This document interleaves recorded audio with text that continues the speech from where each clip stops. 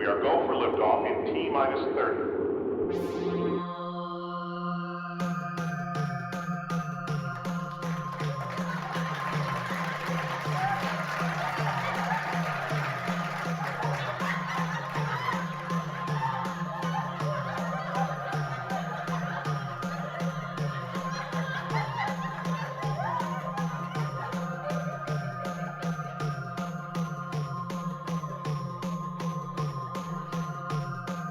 It's the Weiliotis podcast. I like it. All right. Welcome back, everyone, to another episode of the Weiliotis podcast, episode 24. Hope you all are having an amazing day. We have a lot of cool stuff going on today. We have a very special guest. We're going to talk about Idle Hands, which is a crazy late 90s horror comedy. But before we get into all that, let me, of course, bring on my co-host, the one and only Mikey Wheel. What's going on, my friend? Hey, not much.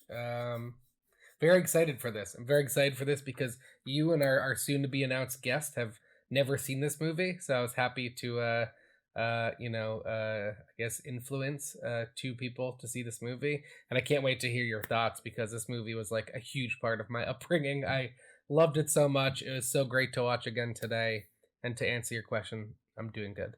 Nice. No, that's awesome. I'm glad at least one of us it kind of we have more of a history with it, I guess, which is cool. But yeah, I mean, before we jump into everything, let me introduce our very special guest for today.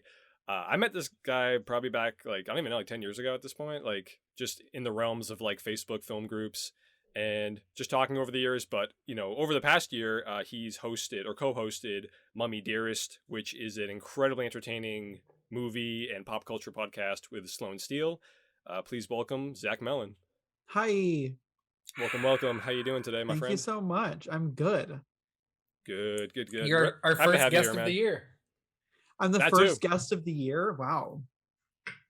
That's right. Welcome that's right. 2022. Everything is going so well. It's great. Everything's going great. I mean, we couldn't ask for more. Seriously. There are a lot of I'm not trying to segue, we'll get there soon, but there are a lot of good movies coming out, which we're excited for, and we're starting to return to movie theaters again, which is nice. I got my AMC membership up and running again. So the last time I was in a movie theater, it was busier than I have. Honestly, I don't even. Really? Last movie I saw before COVID was The Last Jedi. No, I mean, I'm sorry. The Rise of Skywalker. Is that the last one? Yeah. Oh yeah. Right. Ooh. Is that the last one, right? Rise the Rise of Skywalker? I think so, yeah. So that's the last movie I saw before COVID, and that was busy because it was a Star Wars movie and it was normal times. But I think I just saw the Batman and it was insane busy. I have not been in a movie theater that busy in years. What theater? Was it big chain or was it smaller theater? Or it was Showcase in Seekonk, me too. Massachusetts. Yeah. Which one? Oh yeah, I've been to that theater. Shout out in Seekonk. Tom, you and I have been to that theater together. That's right. Yeah, what did we see? I'm trying to remember now. Wait, I think it was. What this theater was back was in 2016. Do you know the right? location? It's in Seekonk, Massachusetts. Okay, I went to the one in Chestnut Hill. Oh, okay, yeah. I love Showcase. I get a lot of rewards from them. I didn't even know they had I went as a kid. I went to the one that had the Wizard of Oz thing outside of it, and it's somewhere maybe near Stoneham or Reading or something. That's maybe Woburn. Okay. That's the one I grew up going to. But the one in Reading, right? I think so. That's And hilarious. now I've been to that one before. I would have never thought it was a place that has a membership, and I was like, oh, this place is crazy. cheap. Every single time I go, they're like, you have $8. Would you like to use it? And I'm like, hell yeah. Because you have to buy when you go with someone to Showcase, and I don't know about any other theater, but you have to buy the tickets together so you can sit together. Because you have to choose your seats. Wait, so you couldn't buy it on your phone for somebody You can else buy to... it on your phone, but if you buy the tickets at the theater, you have to buy them together because you have to choose your seats, and you're not allowed to sit next to someone. Oh yeah, that's right. Yeah. So I don't think they do that anymore though, because this theater was mobbed. So every time I go to the theater, I have to buy more than one ticket, and the rewards just build up so fast. I'm getting free things constantly. I got a half-pound hot dog, a half-pound Wagyu beef hot dog, and I guess I'm used to getting a. Where is that? That was the one. They had a restaurant inside of it. It was at Chestnut Hill in Newton. Oh. So they had a restaurant where you can get drinks before, and then they also deliver to your seat too. And they had pretty good menu all around. I've never seen a place with 4 popcorn and soda options. It was like small, medium, large, jumbo tub for both of them. So you order a large thinking you're gonna get refills, and then nope. But I never knew what a half a pound hot dog looked like, and it showed up, and I was like, I'm not sure I want to. no, it was. I was gonna say that was it like a foot long, just like. No, because like a foot long is like a normal sized hot dog, just a foot long. This Normal was like, size. This was like this big. Okay. I guess the girth. Ugh. The Oh girth my of God. this one. Like a foot long hot dog is a normal girth. Oh, a but normal longer. width. Okay, yeah. Yeah. Yeah, it was good. Oh I mean, my it's God. Wagyu beef, and you do not see that often for hot Wait, dogs. have you been so. to? You might know this too, Zach. Have you ever been to what is that? Chunky's, that theater chain? Is that what it's called? Up in like New No. Hampshire and Maine. Nashua and Concord, I believe. Yeah. Oh, Chunky's. No, is cool. there's what is it called? Junkies? Chunky's. So like Chunkies. yeah, so it's like same thing you're talking about where they like you can watch movies and they'll you can order food like right from where you're sitting and serve you drinks Oh, while you're okay. watching the movie and stuff. I had tickets to see Jackass with my friends there a few weeks ago, and then it snowed, and we both live like an hour away, and we're like, no, I don't want to drive there. So I went probably like 10 years ago, and you sit at like conference style tables, like it's very Yeah. interesting, and people like come to eat over and dinner? serve Oh. you. And they had Alamo Draft House out in Colorado. That's where I used to go a lot. And some I've still theaters, never been to one. some theaters where you can like have them come in like you order stuff from them. Some of them understand what they're doing. Other ones I've been to, they're like, sorry, excuse me, like when they're walking down the Yeah. aisle. And it's I like, was just gonna say, like, I love snacks at movies, but like I'm not a big eater. Like, I really hate, I don't know, like I'm sure you guys can relate, but like I just want to like watch the movie, and sometimes like I don't want to be crunching on a chip. I Does cannot that make relate. sense? I I cannot know, like I love know what you're I- saying, especially like in a movie theater setting. Because Yeah. like, Yeah, you like, have to, like I if you're love- biting into something, you might have to like look down. I don't know. Like it Right. could be And, like, distracting. It's distracting. Imagine in like one of the scenes in like Spencer where it's like so quiet and you're just like Yeah. crunching into nachos. Like, like that's what I like. Love theater popcorn. I love candy. I love the idea of it, but like I usually just want to get it. I want to eat it before the previews start. Batman, I needed to have a full dinner and snacks. Well, and you popcorn. needed, yeah, you needed a camel pack. You needed a Yep. blanket. You needed a. I had to go to blow-up the mattress. bathroom during the middle of the movie. Do you want to get into that? Because like I don't know like how I don't know what I don't know. I know exactly how I feel, and I can say it in one sentence. Okay, do it. 2 sentences. My first sentence is, if Fall Out Boy wrote a Dick Tracy movie, and then last minute Hollywood was like, make it Batman, and we didn't love Chris Rock's Saw movie, can you throw in some Saw? That's what I would say about this movie. And my follow-up would be this. When I first heard about it, Robert Pattinson, great indie actor, Paul Dano, the best indie actor, I was like, this movie is going to be an indie Batman. It's going to be dry. It's going to be slow. I'm interested in it. Then the trailers came out. I was really hyped for it. It seemed like a lot of action. And then I went and saw it, and it was just an indie Batman where they pretty much talked for 3 hours. And I think the thing I liked most about it was the least animated these characters have ever been. And I kind of like that. Yeah. Like the Riddler was just like a guy you'd pass on the street. And everybody in Gotham was just a person you'd pass on the street. Nobody was like, and no. Why do no, people still live there? Like, why are people know. living in Gotham? Okay, at the very end, they said the National Guard's coming in to save us, and I was like, "Wait, other From people, Gotham? other yeah." like- I was like, "Other it's people like, know it's like what just Gotham now. is." They're just now coming in, like after Yeah. everything that's occurred. Like and she Gotham is like left. the most undesirable place to live, but there's still somehow like rich people, even though like the people in Gotham would never live there. Like those rich people would never live in Gotham. And Yeah, so it's a good point. and Catwoman left, and then you're like, "Wait." I'm pretty sure in every Batman adaptation I've ever seen, nobody's gone outside of Gotham. It's like a dome. Is Like- Metropolis and Gotham the same? Like that's the same universe. So like they're yeah, technically, right? Yeah. where are they is Metropolis like Los Angeles, do you think?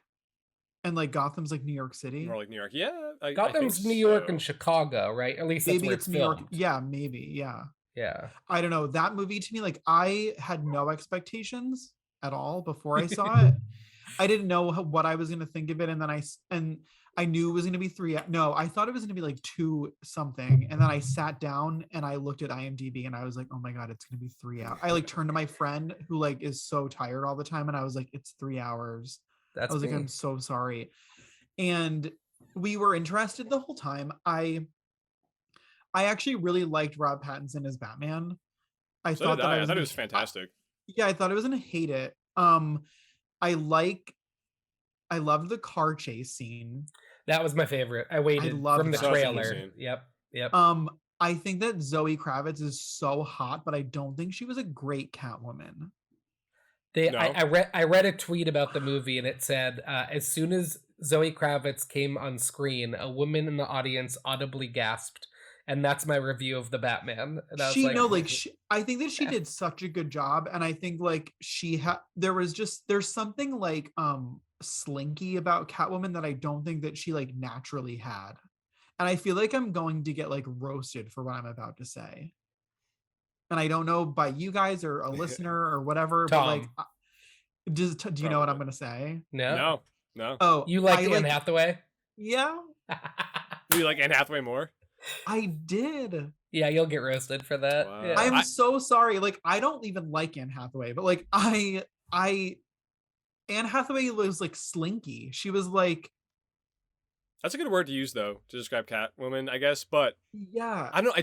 It's actually been a while since I've watched The Dark Knight Rises, but I've always been a defender of that movie. I've always liked it a lot. I love The Dark Knight Rises. It's cool as fuck. Yeah, it's so cool. And I don't know. I'd have to watch it again, but I don't know. I think I like Zoe Kravitz more though, because she was just like so more many sneaky. people do. And, yeah.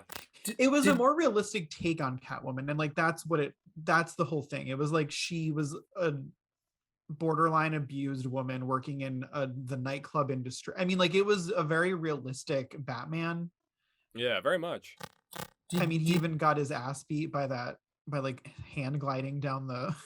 Oh my god, I thought that scene was hilarious because he like glides down tries to go under the bridge successfully, and then like he like hits a light really hard and falls like 15 feet onto the like hard pavement, and then like right when that happens, he just kind of gets up and starts like wobbling off, and I'm just like, yeah, just walk it off, and then the direct cut is just him like back on the rooftop like with Catwoman, like just standing there like perfectly fine. Yeah. But I'm like, yo, like I know you have like armor, but that's a fall. Like That like could have, yeah, I would have died.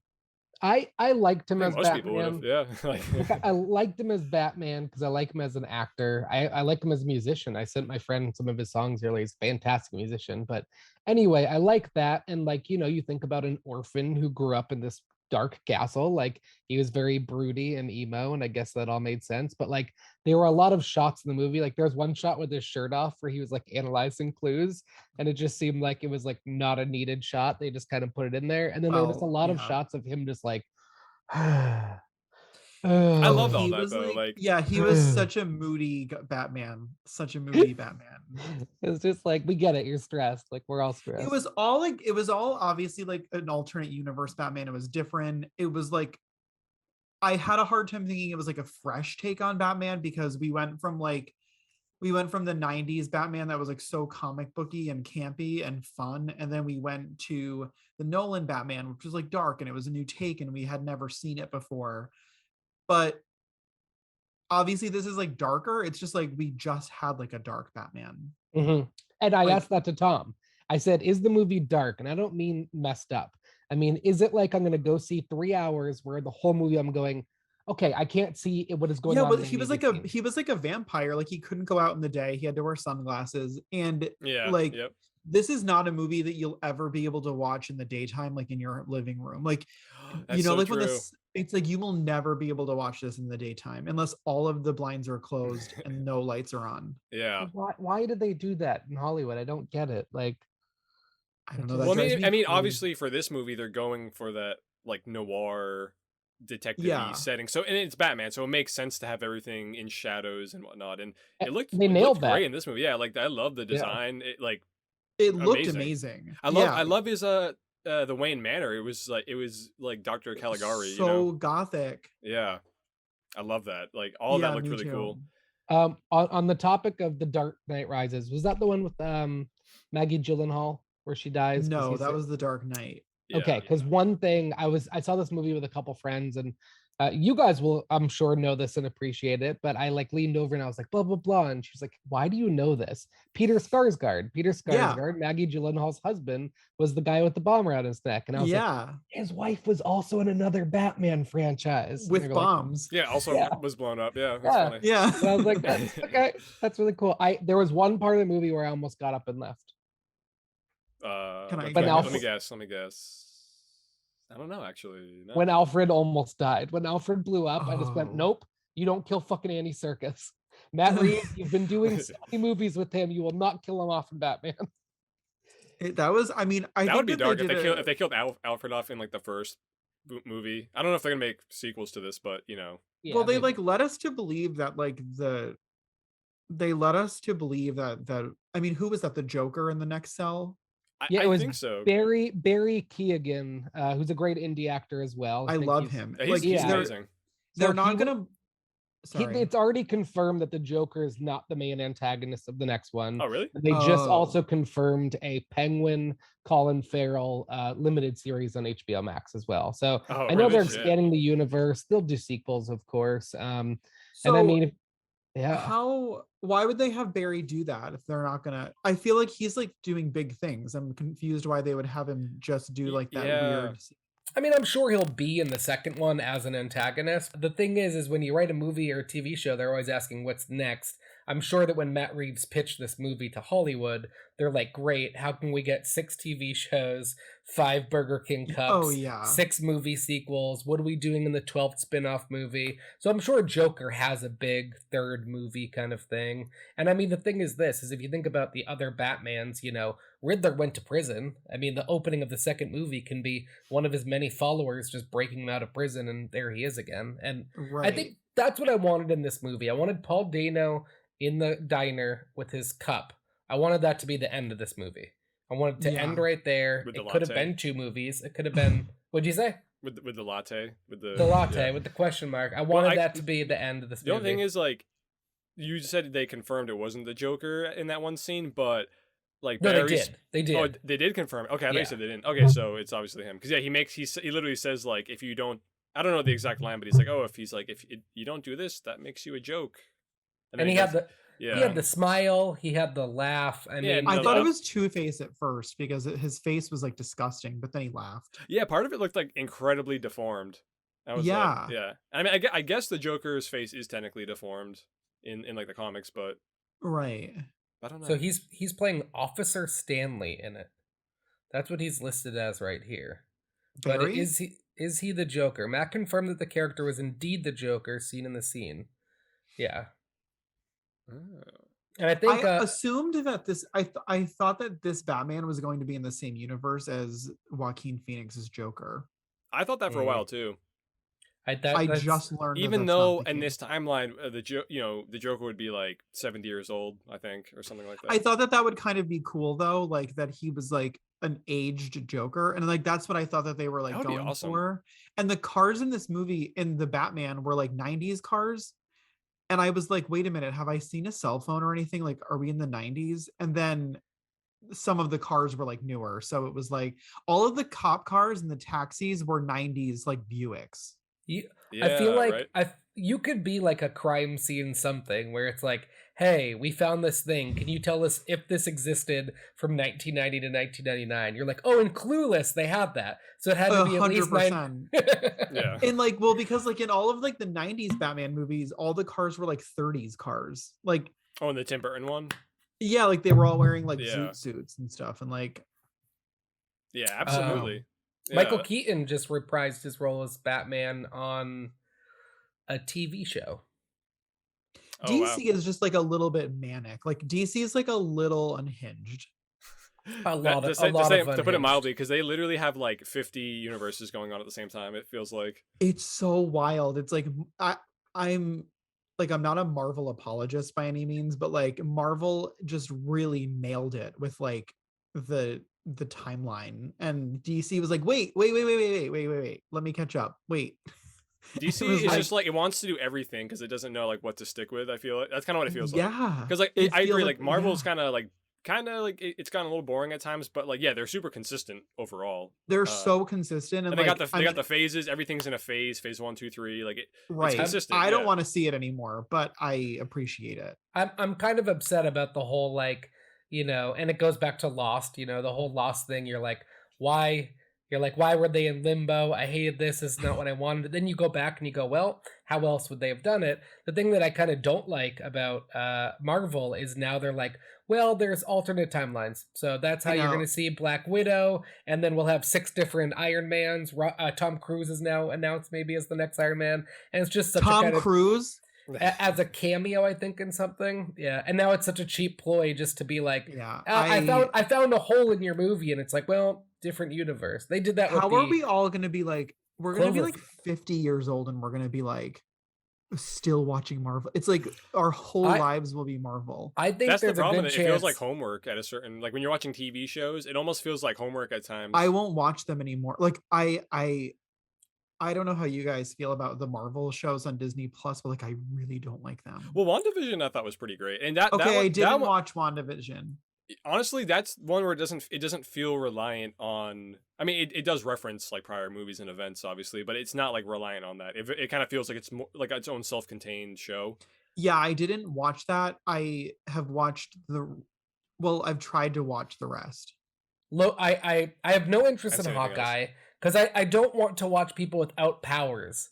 Like the fact that he does cartwheels and shoots arrows and beat Thanos, even though half the other Avengers died. I loved the Winter Soldier. Like I loved that character. And so I watched the Winter Soldier, like whatever Falcon one. And it was just like, these people like battled like aliens from another universe, like in like lava pits, and then like literally they were struggling with like the United States Army at one point. Like it was like it was propaganda. Just, like, yeah, like they couldn't, like in this show, like they're fighting like soldiers like that are just like in the army, and like they can't beat them. They were soldiers that were taking the serum and then all of a sudden in 5 seconds knew exactly how to handle their powers. But I will say this about the TV show. Episode 4, where new Captain America beats the guy to death in the middle of that was like R-rated Marvel. That was like that was a crazy scene. And Marvel. I love I love oh my god, I can't think of her name. Eileen from Seinfeld. Oh, she's in. She's a Marvel character now. Juliette Louis-Dreyfus. Yeah, did you watch? I did. I'm trying to picture which one she is. The one. Remember, she was like the person who is the new Captain America's like working for. Mm-hmm. And then at the end of Black Widow, she shows up. I feel like it's getting to the point where like literally every A-list, like every actor ever, even like extra, is just there's no other movie. Like there's no other movie. Like if you're in Atlanta and you're an extra, like you've been on a Marvel movie. Like, I think there's a good chance 1 out of 3 of us is going to star in a Marvel adaptation because they're going to run out of people. They're going to run out and they're going to be like, Tom, do you know about Dirt Man from episode 7 and I'll get my own limited series, like like a really weird obscure like comic book from 1981. They'll try to make that a thing. I mean, obviously, like again, that's almost where DC works, because like they gave James Gunn free reign, and then he made like Peacemaker, which is awesome, and he was able to like make a super unknown character kind of like iconic now a little bit, or like more well known, and actually make it work. I think Colin Farrell signing on for an HBO Max limited series is funny because, like, and I'm not saying anything bad about Colin Farrell, but like 10 years ago, if you asked any actor to be on TV, they'd be like, fuck off. And now it's like, hey, want to do an HBO Max limited series? And it's like, yeah, get me out of Hollywood. The cast of the Gilded Age is like every person who's ever won a Tony, like ever. Yeah. The cast of, what is it? The Gilded Age. What's that? It's that like Downton Abbey HBO show. Oh. I haven't even heard of it. It filmed in Rhode Island, so like I'm super into it. Like the new Witches movie. Yeah, Hocus Pocus. I went to one of their like filmings. It was cool. Yeah, they burned everything down. I know at the end they built up a whole like village and burned it down. Yeah. But yeah, there's a lot to look forward to for this universe. I mean, Matt Reeves, J.J. Abrams, they're people like, I never gave a shit about Star Trek, but I saw them because J.J. Abrams was attached. Like, I never gave a shit about anything, and then like, you know, I'll go back and watch anything that like that they've ever touched or had their hands on. I mean, we talked even though he about messed up Star Wars, but it's okay. which one? No, Star Trek. Oh, JJ Well, Abrams, Star Wars Star too, Wars. because I mean, I didn't. Yeah, you mentioned Rise of Skywalker earlier. I did not like that movie. I could not give any less of a shit about Star Wars. I'm so over it. Overall, just like Over like it, the first 6 are cool, but like the 88 spin-off TV shows now, and that's like another thing where it's just like it's just too However, much. Yeah. Are people really that excited every time? I'm they're very like, excited about Obi-Wan. Yeah. Yeah, I kind of am too, because like just because Obi-Wan's a great character, I love Ewan McGregor. So Yeah, I like that this is more in canon with like the movies that we love. Like I don't really care about like I always loved Boba Fett like as a character, but that show was like, what was that? Did anyone watch that? no. oh, I didn't. I didn't see it. I saw the Mandalorian. I didn't watch the Boba. I really want to watch The Mandalorian. I've heard great things about the soundstage and the kind of new tech involved, and I love Jon Favreau. I've probably mentioned this on the podcast. I'm upset about Mandalorian solely because and Marvel and Star Wars because Jon Favreau like 7 years ago signed on to make a movie called like Escape from Magic Kingdom, and it was basically going to be Night at the Museum but in Disney World. A family gets locked in Disney after hours, and then all the rides come alive at night. And I'm a big Disney fan. What is it? And kill them? Yeah. No, that would be. No, it was probably gonna be like a too, PG, like Elf kind of movie. But I'm Oh, sure it was like there's a kids movie. Okay. yeah, I'm sure there would be like a battle between some of them for sure. Right. But It'd be it cool just if like they went like a Roger Rabbit kind of route. You know, Yeah, I mean, I live was- action CG. That's like a kinda- Jurassic Park line, isn't it? Where he says, "But the, but they're like, but at Disney World, the pirates don't eat the people." Isn't that in Yeah, Jurassic Park? that is- Yeah. yeah. Is it? Yeah. Oh, that's cool. Yeah. I was gonna say, I watched today because my son was sick home today, and like I can't watch cartoons all day long. Like I need to watch some stuff that I kind of enjoy.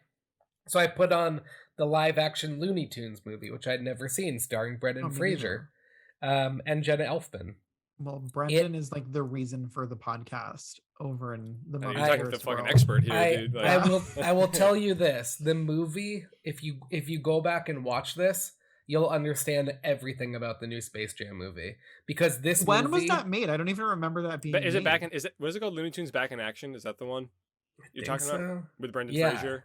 And Yeah. that was Is like that recent? 2006, right? Oh, I think so. Yeah, because I remember. I'm trying to remember the live action movies they've made. They've made a couple. 2003 with okay. it's Steve Martin, Jenna Elfman, Joan Cusack, Heather Locklear. It's a great cast, but it definitely did the whole new Space Jam where the whole movie they're just introducing cameos of every character they've ever had. They're making fun of like themselves. Roger Rabbit. Yeah, it was just like very it was fun, but as I was watching it I was like, oh shit, we're doing Mummy Dearest we're doing the Mummy That's Dearest so episode funny. tonight. I love Brendan Fraser. But I mean, yeah, do you want to You talk a little too. bit about your podcast, some recent episodes, what you have coming up? Sure, we're just for the last year, like right at this time, we started the podcast because Sloane and I realized that we just like adored the movie The Mummy, the 1999's The Mummy. It's like it did like really well in the box office, but for some reason I feel like it's like a little understated. Like people don't really like talk about it that much, but we found out that we loved it, and Sloane put out like her feelers with her followers, and it was like one of her most liked posts like ever. And she was like, we've got to make a podcast about the Mummy. So we really were just going to do 3 episodes. Like that was really all we were going to do. We were just going to do the 3 Mummy episodes and call it a day. But when we did it, people really liked it, and we just like kept, and like we felt really good afterwards, so we just kept doing it. And so now it's been a year, and we just recorded our year anniversary episode, and we redid the Mummy. Oh, cool. And we still spoke for 2 hours about it, and it was like I had so many notes on it, and it's just like for us it's like a very comforting movie, and it's like the callback to action adventure that like doesn't exist anymore. And Did you don't say follow the- Uncharted. You're right. It almost feels like the last great, like I don't know, like swashbuckling action movie like that. Like, and in that that's how they realm. like that's how they describe him, like in the script notes, is like a swashbuckling hero. And like Yeah. there really isn't that anymore. Like we get movies, but there's always like, for example, Jungle Cruise. Like why did we have to put can I swear on this podcast? Oh Yep. yeah.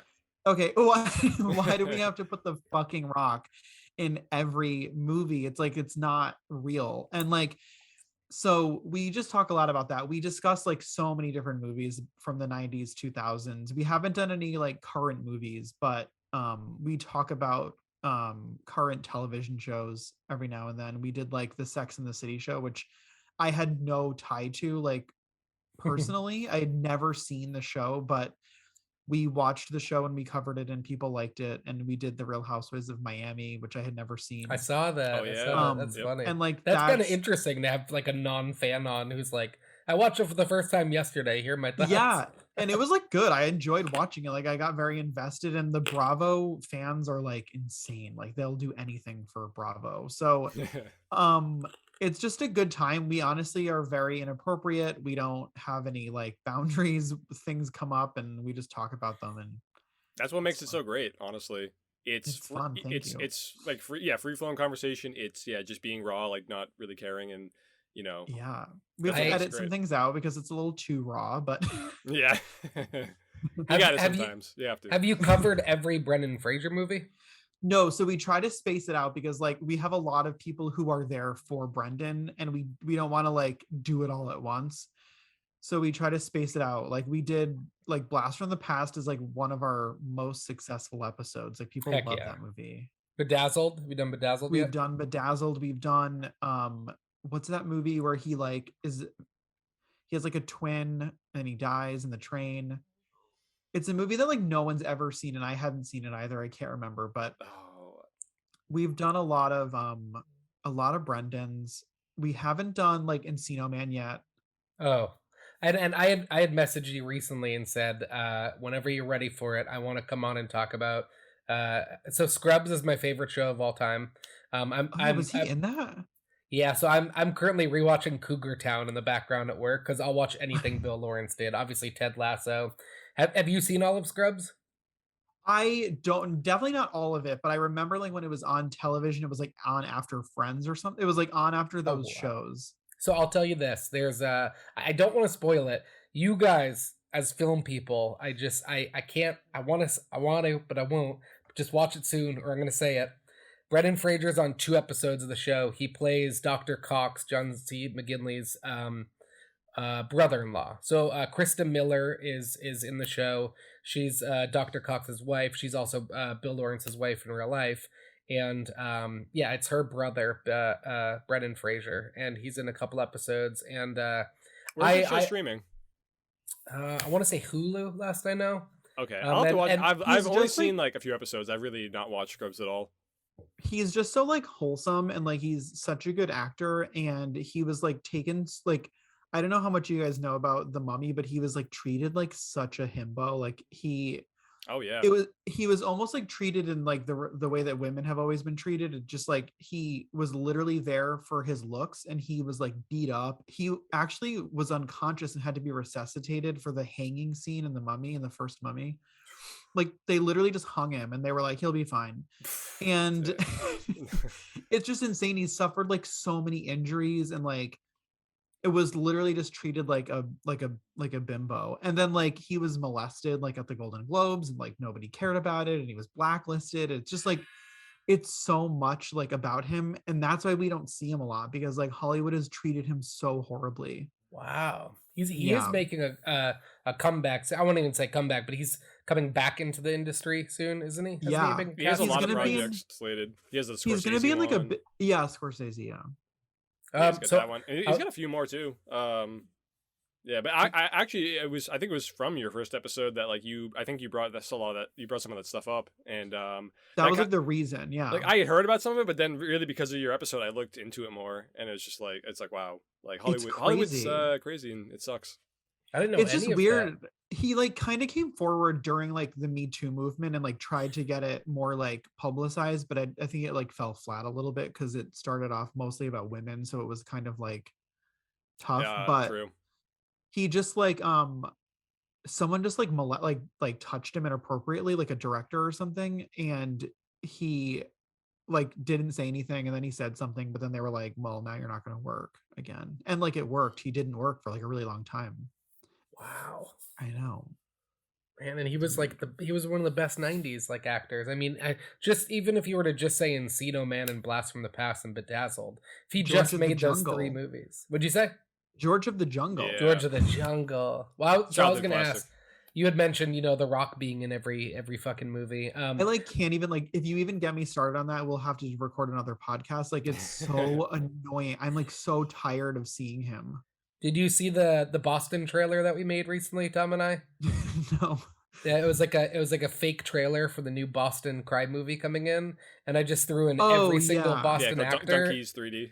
and then at the end it's like and The Rock Oh my and God, Kevin Hart. It's just like we don't see any normal people in like action movies anymore, and it's so frustrating. Well, but here's the reason why. Of course, I don't know Jack Reacher, and I don't follow the book or anything. But Jack Reacher came out, and everybody was like, "He's not that short. Like, screw this movie. I'll never Tom watch it Cruise one? again." Yeah. You're like, I don't picture him that way from the book, and then it was like, I'm just like a big so- Fast and Furious guy, and like I love the Fast and Furious franchise. Like, and I won't apologize, but I Helen Mirren. it's Helen Mirren, and I mean in the first like half of that 19 film franchise, like it was like kind of gritty, and it was like these people were like kind of normal looking, and then now it's like literally just the WWE is like in a movie. John Cena. Yeah. Oh yeah, and honestly, the there's- last one too, they underutilized John Cena so much. Like they tried to make him this like brooding, stoic, Yeah, it like was weird. And villain, then but threw I'm them like into that's not why space. he's good. That's not why John Cena is entertaining. Like that's why I'm glad the Peacemaker exists, because he's There- much better like utilized than that. But There's a need to great new watch that. trend. it's great. It's actually really great. I've been watching this trend where it's little kids asking their parents something like, "Daddy, where did I come from?" And then it just cuts to Vin Diesel in the first movie going, "Family," and they're like, it's just them asking questions. It's like, "Dad, how do I get to Papagino's from here?" And he's like, "Family." And they're like, "That's not how I was asking, Dad." It's just him Love saying it. it over and over again. I haven't seen the last few. I loved Hobbs and Shaw. Yeah, I mean, like I just like love Paul Walker, so I just watched the 7th one like over and over and over again. So I gotta ask, with Seventh one's pretty good. with you not liking The Rock, have you followed the whole Mummy franchise? Were you like on board for Scorpion King and all the sequels? and Funny you spin- should ask. We just recorded the Scorpion King episode for Patreon, like because of the Mummy thing that we're doing, and I had never seen it, and it is so bad. Have you guys seen it? No, aren't there It a is- couple? There are 5. And that's when he was a wrestler. That's when Billy he like. Zane and is in the 3rd one. yeah, You should listen to your friend Billy Zane. He's a pretty It's cool dude. so bizarre. The movie was so bad, but I mean, we did it because we have to. And then our next episode is the 3rd Mummy, which Sloane had never seen until the other day. I haven't seen the third one either. It's not well, Maria Bello takes the place where Rachel Weisz left off, so it's like not good. I'm Can't replace her. And talking Yeah. about Marvel and DC, you know what I've been waiting for a while is the Monster Universe. They canceled it. Yeah, they tried They that, did, right? but they did Invisible Man with Elizabeth Moss, and then they did the new Mummy movie. And I Was that like, the Invisible Man? Yeah, It was like the Invisible Man? yeah, No. yeah, right. Oh. That was Universal. Yeah. Okay, yeah. Well, Universal. actually, I that's- don't. So what? I don't know if that movie was specifically meant to be tied into any. No, Yeah, there's a new Invisible Man movie coming out. There's like an actual. Oh, Oh shit! I think. Okay, that's funny. Yeah, that was more Well, like they a did Hollow the Man. Mummy, and it like fell really flat, and so What like, did you think? it was just Mission Impossible Egypt. Like it wasn't the Mummy. I mean, the thing that I liked about it is at the very, very end, they showed the Book of the Dead. That was like in the 1999 one. So it was like a tie. I think they wanted it to be like a part of it. I think that like, I don't know. I think that would be a really good universe to do. I just don't know if like we need like stop casting the same 5 people. Like we don't need Tom Cruise and The Rock to be in every action movie. Yeah. It's like See, I enough, love the like, Mission please leave me alone. Like I love the I Mission love Impossible Mission movies. Impossible. I love those So- movies. I like. well, love he those, goes but, the like, extra mile for those movies too. Mhm. and like leave him there. He's so good there. And this Yeah. is what. And I'm gonna like. I don't know. I saw the movie Uncharted 2 weeks ago. I saw that too, like last week. You guys. You know what's funny? I was just gonna mention how like the Uncharted is like so like it's like a 180 from like something like the Mummy. Like the Mummy has so much life and it's like cartoony and it's actually like action packed, and then Uncharted is just so like watered down it's and glossy. It's like too it's glossy. like it's too glossy. Tom Holland, such a good Spider-Man. Great casting. Leave him there. Like, leave him there. He's got 3 more. Yeah, he's got 3 more Spider-Man movies coming, I guess. And that's great. He's such a good Spider-Man and he's making millions of dollars. Like, let someone else have that role. Like, just bought a $4 million house with Zendaya. He's doing okay. So great. Like, I think that Uncharted had so much potential. I was actually like pretty excited for it. Yeah, And I mean, for a while there was a whole fan push for like Nathan Fillion to be Drake, and like, or you know, yeah, so, like why didn't we get like a new, like fresh person? Like, can we just find some talent, please? Like, I'm yeah, like nobody. yelling. Just, I'm like yelling at Hollywood right now Ticket via sales. this podcast. So I'm sorry, but it That's- was just like frustrating. Like, I wanted to see like a normal Grizzly, and he's supposed to be like a New York City bartender. And he's yeah, like, but he somehow he has. It's, you know what's weird about it? It's like the Marvel effect where any action movie now, like characters can just survive shit that like no one would ever for a second. correct. For And a that's second. like right. And I mean, not to just like ad nauseum talk about the Mummy, but like that's why like the Mummy is just like they're always like they were getting injured and they were getting hurt, and it was like he was getting beat up by the Mummy. Like, it's just there's this realism that the 90s had where like now Tom Holland, who is just supposed to be a New York City bartender, can like fall out of a moving plane on top of like a cargo crate. Tom was like, telling me about that scene. Yeah, like I said in the last episode, he like he's like falling, like skydiving basically, and he like falls on the car, but he hits it so fast, and I'm like, yo, like your bones would you'd be dead. yeah, Like, and he's like totally fine. And then they were like airlifting a like 1,000-year-old ship out of a jungle, and it's like, listen, I can suspend reality. It's just like, well, it's like they're not following their own rules. Like they establish, Yeah. they're like like some of these movies, like they'll establish like, all right, like we're gonna like yeah, you are just a bartender from New York, but you know you're smart. Obviously, you've been studying your whole life, and like I guess I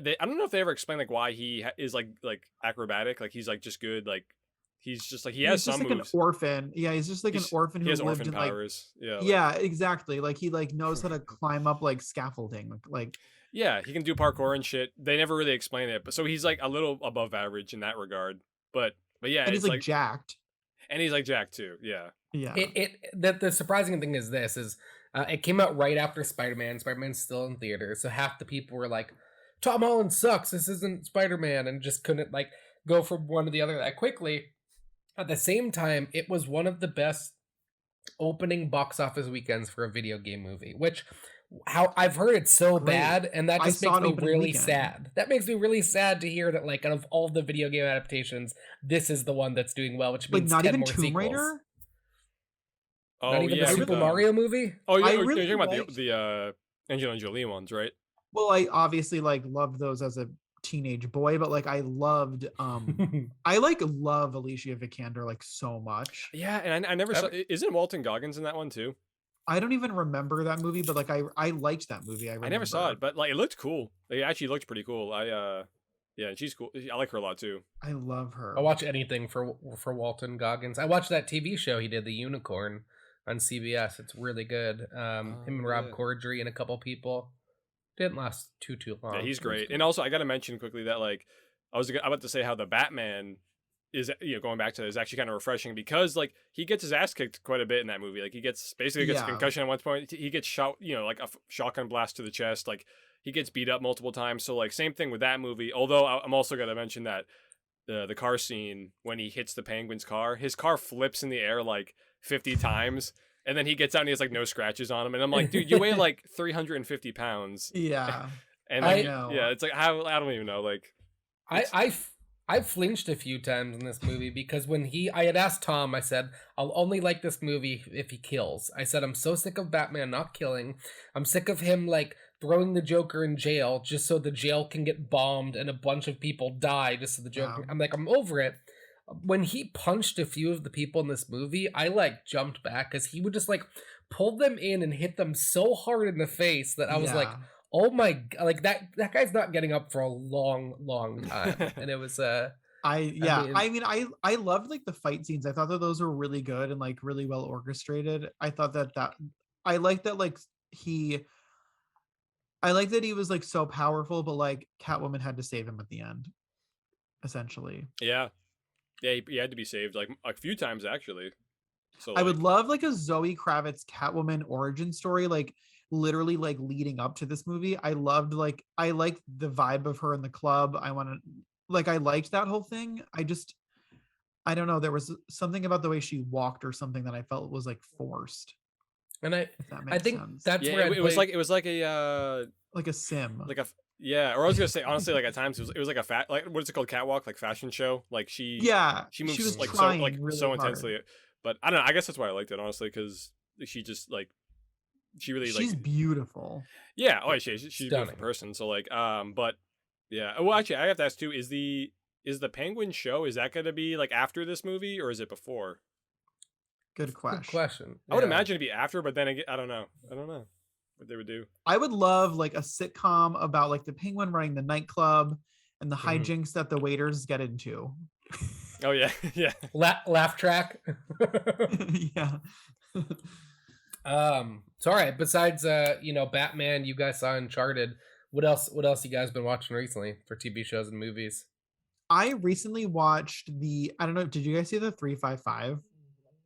No, not yet. Oh, It heard was of so It's good bad, so we cast. don't need to talk about it. It's amazing cast, horrible movie. Yeah. Don't watch it. Like really good I like was so excited. I thought I love those women. Was that Really So bad it, movie. it was another. It's on HBO. Oh, wanna it's HBO. say. Okay. It's on something for free. Maybe Peacock. I think it's on Peacock.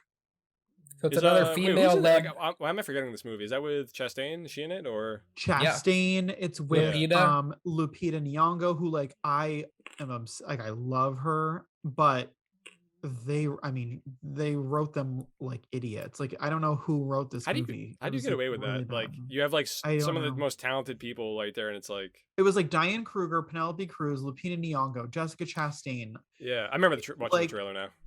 It looked so average. It just looked so average. I was like excited, but they just don't know how. I don't know. That was weird. Don't you want a good female-led action movie that's good? I mean, I was between so Ghostbusters, Ocean's 13, and this, you're just like, we just need one good female-led action movie. There's because there's a difference between like giving women like really good roles and then just giving them roles because they're women. Like I feel like there's like movie studios are like, well, we need women because of women, and Yeah. instead of being like, no, like that could be a woman, so give that role to a woman. You know what I mean? Like it's a weird.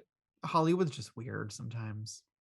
Yeah, it's like trying to fit the current like cultural molds. So you're like, just grab a woman and put her in this role just because. Like it's right. It's just for like faux representation. Yeah, exactly. Not like writing a real character, because exactly. That takes work. Yeah. Other than that, I've just seen The Kingsman and Moonfall. What's the how Moonfall, was nice. The Kingsman? The Kingsman was like fun. I like the first two movies, no joke, are in my like top 50. I mean, the original, the first Kingsman movie was just like, I mean, it was cool. It was young adult James Bond with a heavy R rating. I mean, it was it was like an original. It was like an original movie that we hadn't seen in a long time. It was like amazing action, good actors. It was a new actor, so like that's what I'm talking about. We have this new kid on the block.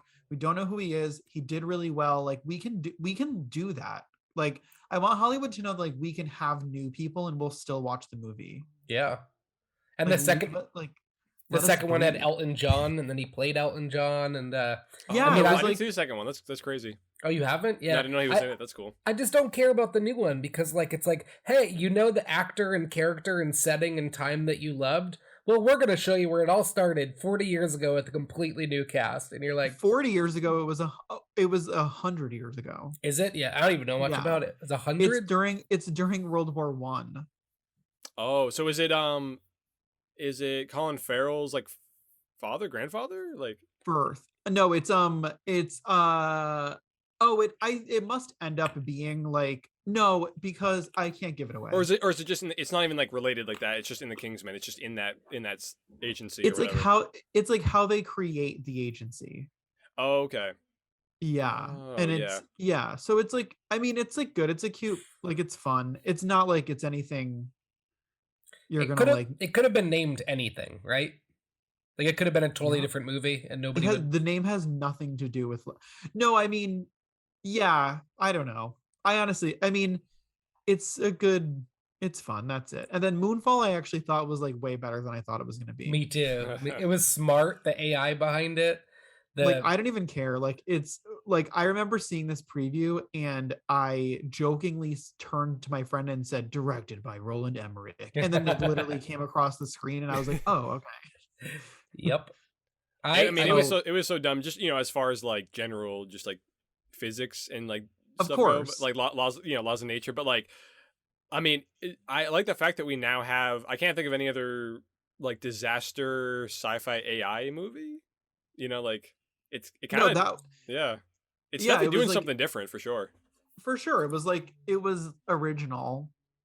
I'm loving AI playing a factor into things because Free Guy, which I think now is free on Disney Plus or one of those. Free Guy and HBO, it's like everywhere. Oh, is it? That was one of my favorite movies of last year. I think it was the first movie I saw in theaters, like in a year, and I absolutely loved it. But then the whole entire movie, did you see it? I haven't seen it. No. Are you seeing it soon? I wasn't planning on it, but yeah, Mikey's obsessed with this movie. It is good spoil. Though. I will see it. It's fun. Or it's like a lot of fun. if you're holding back a spoiler, like go for it. I'm not gonna be mad. It had a very cool AI plot to it that made it a very smart movie where like the character is an AI character who kind of like becomes self-aware and stuff. So it's kind of like a Black Mirror-ish kind of episode, and there was like a lot to it, which I really appreciated, which is happening with AI today, and it's a very like current technology kind of thing. So I like that. Even, like think about it. It wasn't just a fun like kitschy movie with like action. It had like a lot of cool like science and tech behind it, and I really appreciated that part of it. We just did Charlie's Angels from 2000 on our podcast, and I hadn't seen that probably like since 2000, and the whole plot line is iPhones. Like the whole thing that they're trying to stop to save the world is literally iPhones. I don't think Wait, oh wow. I think I've seen that. They literally movie. say, I don't remember that though. At one point she says, like at one point they're like, there could be a homing device in every cellular phone. It could be the end of privacy. Oh my god, that's crazy. And I'm like, I literally was like, wait a minute. I don't know how are you on TikTok a lot? I know we just talked about that, but like, have you seen those like I dabble. funny?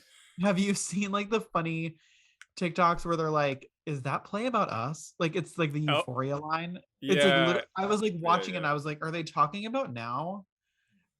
And that's actually scary because that's like pre-Patriot Act, I guess. So like, yeah, wow. Charlie's Angels ahead of its time, though. Were those movies supposed to be bad? Which movie? The Charlie's Angels ones. They're just like campy. Like they're not. The thing about Charlie's Angels to me is like that they're just having fun with action movies, and like there's a really 2000s vibe to them. Like it's so I can't even. Is there also like a 60s vibe to it, kind of like? Yeah, it's like an Austin Powersy 2000s. In like the 2000s, we were really into like that swinging vibe. Like it was like a weird thing that we did. Watching these movies for like this podcast has really shown me like the bizarre nature of humanity. Isn't it? I love like forcing myself to watch new things and every 90s movie, and I'm like daring you to find one that doesn't have swing dance in it. Idle Hands. Like, there was like yeah, you're right. There was like a swing dance like resurgence in the 90s, and we've accidentally stumbled upon like 10 of them. Was that like a Hollywood thing? Somebody was like, "We need more swing dancing," and then obviously like a pretty famous example is Mulholland Drive. Obviously, like there's so much swing dance in that movie. Like I mean, and like She's All That, there was like a random prom swing dance scene in like Blast from the Past. They're swing dancing in The Mask. They're swing dancing. Pulp Fiction. Swing dancing is like 50s, right? That's more 50s and 60s. It's like 40s. It's like it's like 40s. Oh shit. Yeah. Okay. Because I'm trying to think of like like the cultural cycles and stuff. I'm like, does that like? That's what so like that's what we try to. It's like a 50-year-old. Yeah, I don't know. We were weird in the 90s. Things were good. The president was getting blowjobs. Hell yeah, he was. And that was the worst thing that we could have ever imagined happening to our country. I know. Oh my god, that's so sad. I've made a couple jokes recently about like you see those memes about like how shitty our generation has it, and the two things that I would add that I don't think I've seen yet is our parents were able to get a lot more done because they had real cocaine in their Coca-Cola. That's why they were able to work 80 hours down at the mill. And the other thing I think about is our generation saw and has been through a lot of shit. But you know what nobody ever talks about is we've now lived through Machine Gun Kelly and Megan Fox and Angelina Jolie and Billy Bob Thornton. We've now lived Yeah. through both We're of those circling back. disasters, and Yeah, that's a lot. That's we're the circling back. the blood vials, and the necklaces, and all of that. And my God, talk now about we it. have Pete Davidson and Kardashian, yeah. Yeah. Kanye already has a new girlfriend after he got the Uncut Gems girl more famous, and then they cut their contract of dating in public. All right, well, you've reached peak celebrity now. We can break up. It's so It's annoying. Well, I was gonna say earlier you'd hate this, but there's an actor and singer I love named Miles Teller. No, not Miles Teller. I was Miles like, Fisher. Yeah. Miles Fisher. He's in a lot of shows and movies. He's in Final Destination 5. He does a great Tom Cruise, and he was in that superhero movie. He does a cover of "This Must Be the Place" by the Talking Heads, and he does the music video as Patrick Bates from American Psycho, and Tom Cruise and what's his name? Christian Bale? Chris what? Are you talking about American Psycho? Yeah, what's the actor's name? Christian Bale? Christian Bale. So Tom Cruise and Christian Bale are like pretty similar, and you learn it watching him do these two impressions. Anyway, he does a music video set to the scene where Jared Leto gets killed in American Psycho, and his mannerisms and everything about him is so Christian Bale. And they've talked in Hollywood about years about making a new American Psycho, rebooting American Psycho. And they're like kind of torn between him, who's an actual actor and can do Christian Bale, and Scott Disick, who looks like Christian Bale a little bit. And that tells you what Hollywood is how are we going to get ticket sales? Let's cast a reality star actor who's never acted a day in his life to reprise the role of Christian Bale, because that's what's going to get more people to buy tickets than an actual actor. And I think that is one of the most broken things about Hollywood. It's like, hey, we're rebooting Gatsby. Who do you want in it? Well, Snooki is back again with the new TV show, so... Don't touch my Gatsby. Yeah. What have you been watching, Tom? I can guess one of the things. Already talked about Batman. Saw that again. And Breaking Bad. Yeah, I'm always watching. Breaking Bad's just been on the TV wherever I live for like the past 10 years.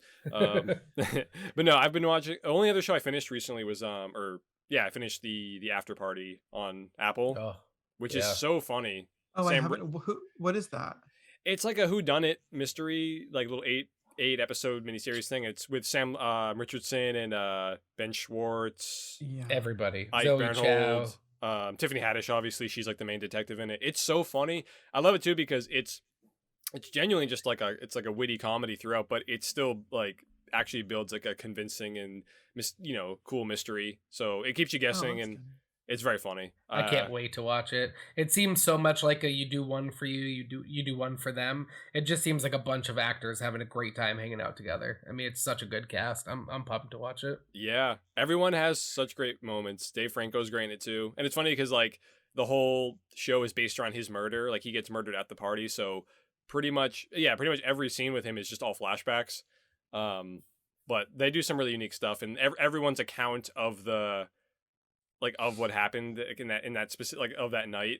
Like some people's segments are like animated, like fully animated, and then and some have like puppets, and like everyone's like account, it just has something different going on. So it's cool. Yeah, I gotta start that. It's very funny. Apple's killing it, because I just finished Ted Lasso recently too. I love Ted Lasso. It's amazing. Yeah. It's so funny and so heartfelt. I was so against it for like the longest time, and I refused to watch it because the only people telling me to watch it were like 60 and above. And I was like, I'm not watching Ted Lasso, and I was like making fun of people. And then I watched it, and I like immediately fell in love with it. It's not even like Ted Lasso that I'm in love with. It's like the rest of the cast. I mean, he's amazing. Don't get me wrong, but like the rest of the cast is just so good. I agree. I love Juno Temple in it. She's amazing. She's so Coach Beard. Roy Kent. Funny. I hated the Coach Beard episode though. I don't know if that's a popular opinion or not. Yeah, like I couldn't get into it. Danny Rojo is in the Venom universe right now. Is he the guy? Is he the one that we hate? No, he's Danny Rojo. Soccer is life. Yeah. So, yeah, he's in Venom. He's in the post-credit scene of is he? Have you seen the newest Venom? Yeah, Carter? I have. I watched it before Ted Lasso though, so I had no idea who he was. But He's the bartender when like it's the same ending as the Spider-Man oh, movie. that's crazy. He's the bartender Oh, I didn't when even he's on notice vacation. that. Yeah, and Tom Hardy leaves behind a little bit of the black goo, so it kind of sets it Yeah. up like he's gonna That's be like a right. new. I did not yeah, even pick up on that. That's crazy. Yeah. Amazing show though. Yeah, like It's such a It, good show. it was cool to have like because I watched it a while ago. It was cool to have Tom updating me on each episode about it because season 1 and season 2 are so freaking wildly different. Where season 1 is just like a good comedy where you want to write down every one-liner Jason Sudeikis says, and then season 2 Yeah. is just like mental health to the. I had a bone, really big. just- I had like a kind of a problem with that, but like it. Season 1 was so good. Season 2 was really good too. I loved it, but there were times where I was like, does every episode have to make me feel miserable? Like I Mhm. felt like it. I was like, I was like, I'm watching this because everything else I'm watching is so miserable. I'm watching this because this is making me feel so good, and then all of a sudden they were like, "We're gaslighting you. We're actually making you really sad." That's. I And mean, they do that a lot in season 2, where like maybe like 98% of the episode is like actually happy and uplifting, and and then the last 2 minutes are like so sad So and sad. dour. Yeah, they do that like multiple times in that show. okay. Yeah, and I just didn't think it was coming, but But Tom, the exact numbers you just gave are the exact numbers I give of why I love Scrubs so much. Scrubs is 20 yeah. minutes of a kind of kitschy sitcom with laughs and best friend gags, and then in the last 2 minutes of each episode, they start playing a Joshua Radin song or some slow guitar song, and it just, including the Brendan Fraser episodes, it rips your heart out. And that's why I've always loved Scrubs, because I can't name that many other shows that in one 22-minute sitting can make you laugh and cry and change those emotions so quickly. And that's I why have I've always. I That's have why I love Bill never Lawrence. cried harder in my entire. There are 2 shows that have made me cry this hard. The first one is like season 2 or season 3 episode 5 of Downton Abbey. I'm like a huge Downton Abbey fan. Like Oh, it's that's right. Never I'm like seen a it. major Downton Abbey fan, but anyway, so like there's an episode of that makes me like sob like an actual baby. But then Ted Lasso, like the scene where all of their names are like drawing up. Oh, where Jamie's dad embarrasses him in the locker room, Oh yeah. and what's his name hugs him. Roy Ken? Yeah, Roy. When Roy hugs, I literally was like Yeah. bawling my eyes out. It's like 2 seasons built up to that. That's funny one because like scene. that was actually one of the more emotional scenes for me too. I don't even really cry that much, but like when I watch stuff, but like yeah, that was heavy. It completely changes how also- you feel about Jamie. It completely Yeah, changes everything, and 100%. you go, "All right, now I know where he is, and Now I know like him. now I know why he is the way he is, and it's nature versus nurture, and it's not his fault." And you're just like, Yeah. That scene's Yeah. also great too because it's so awkward when his dad walks out, and then Roy's the first one to actually do something. Yeah. I have everyone's full like, body goosebumps. I have yeah. like full body chills right now thinking about it. I like Yeah. want to go watch it. The shows I've cried at. So season 6 of Scrubs or something. There's an episode called My Last Night, and anytime I'm with somebody who has not seen it, I show it to them, and I'm bawling my eyes out. It's Death Cab's "I'll Follow You to the Dark" at the end. I cry all the time, but like those 2 are like the major cries for me. I love crying at TV shows and movies, and like I have friends who are like, I need you to cry cry more. at, I'm a they're like, broken you man, cry at so. things, and I'm like, yeah.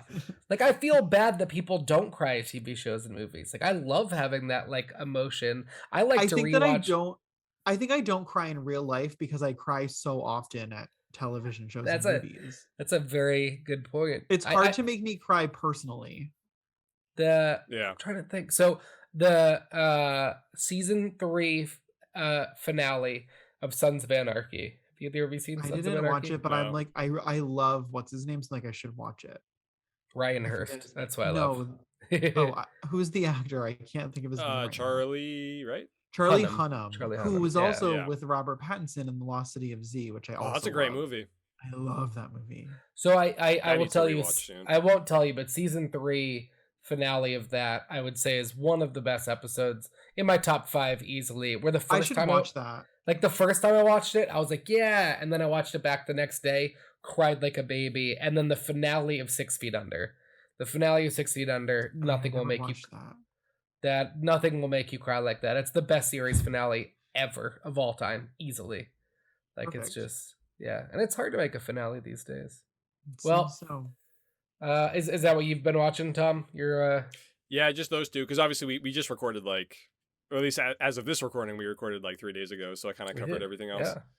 But, Well, I've been. Yeah. I was gonna say I watched Becky. So this is one of the things I'll suggest. Becky is Joel McHale and Kevin James. Kevin James Forgot gets about out. Joel McHale. He gets out of prison and he's a neo-Nazi. He escapes the prison transfer and goes to their beach house because he wants, or lake house, because he left something there. And he's a neo-Nazi leader. Kevin James from King of Queens has a swastika on the back of his head, and he shows up and tortures the family trying to get the key. And it's one of the most disturbing movies I've seen recently. That came out like a year or two ago, right? I remember seeing the trailer for that. That looked really cool. Don't let it fool you that it's like a 14-year-old girl taking down a bunch of neo-Nazis. Like, it is not 1 ounce of just like fun or funny or kitschy or cheesy. It is like, you'll watch this and go, oh, never thought I'd see the guy of King of Queens have to do that to his body after this happened to him. It's like Home Alone with a very heavy R-rated. It's super twisted. That sounds fun. And then it's great. And then I've been watching my normal sitcoms, of course, which is every show. I'm still binging Will and Grace for the first time at work, rewatching Cougar Town. I mean, the first run of Will and Grace is so good. I'd never seen it. I just watched Dharma and Greg a few years ago for the first time. Now I'm Will and Gracing it. And then I practiced this for the episode. Let's see if I can do this. I binged all 9 episodes of Inventing Anna. I didn't see it. It's phenomenal on Netflix. Yeah, I heard. Well, nobody's gonna get this now, but let's see. If you haven't seen Inventing Anna yet, it's probably because you're too poor to afford Netflix. Yeah, no, I get that reference. People are like coming at me hot with it. SNL did a whole thing with Chloe Fineman doing it this weekend. It's phenomenal. I do kind of hate that it's like it follows the reporter on the story, and then it like follows her at home life, and she's pregnant, and it follows like her relationship with her husband and what it's like at the office, and it's like I kind of hate that soapy part of it, but it's fantastic. It's the first Shonda Rhimes show I've ever watched in my life, actually. Wait a minute, is it a documentary? No, so this one is Julie Gardner from Ozarks doing a fabricated version. Like, it tells you all of this is completely true except the parts that are made up. Laverne Cox is in it. She's fantastic. Oh, I thought that it was a documentary. No, it's based off of a news article from like 5 or 6 years ago. But now, of course, this went big, so there's going to be like 6 Hulu documentaries. Yeah, and it's it'll be Tiger Kingy. Yep. Kate McKinnon will do a a spin-off on Peacock. That's mostly, I think, what I've been watching. And then Tom knows this every week. I watch every sitcom. So American Auto, very funny. Abbott Elementary, This Is Us, A Million Little Things just came back. So I pretty much watch all of those. Sam Huntington was on the last episode of A Million Little Things. He's one of my favorite actors. Trying to get him on the podcast soon. He's from my hometown, so I just have like a love for following his career. And that's what I've been watching. I'm trying to think of what else. I'm trying to think of like new movies that I need to rent on my TV. And I have like I have a lot. I want to watch Sundown so bad. Which one's that? I don't even know how to explain it. I saw it I think I saw it the trailer when I went to go see Scream. It's called Sundown. Like it looks like really cerebral. It looks like just like a drama, but then at the end of the trailer, it's like obviously they make you think that something horrible has happened. I don't know. It looks really good. Am I like lying? Is that a dream? I'm trying to remember Sundown. It sounds familiar, but it's a 2021 film. A wealthy man is vacationing and loved ones at a resort in Acapulco until he receives Tim Roth. Nice. There's been a death in the family and everyone must return to home. However, the man pretends to lose his passport, which delays his return. Is that it? It looks very intense, and I don't know what it's about at all. So it just looked really good in the preview. Review. What is Tim Roth doing in Acapulco? Sundown review. Yeah, I don't even know like what it's like 6.6 out of 10 on IMDb, so I don't even know what that means. But I'll see it. It's an hour and 23 minutes. Oh, perfect. I'm in. I'll watch it twice. Perfect. In a row.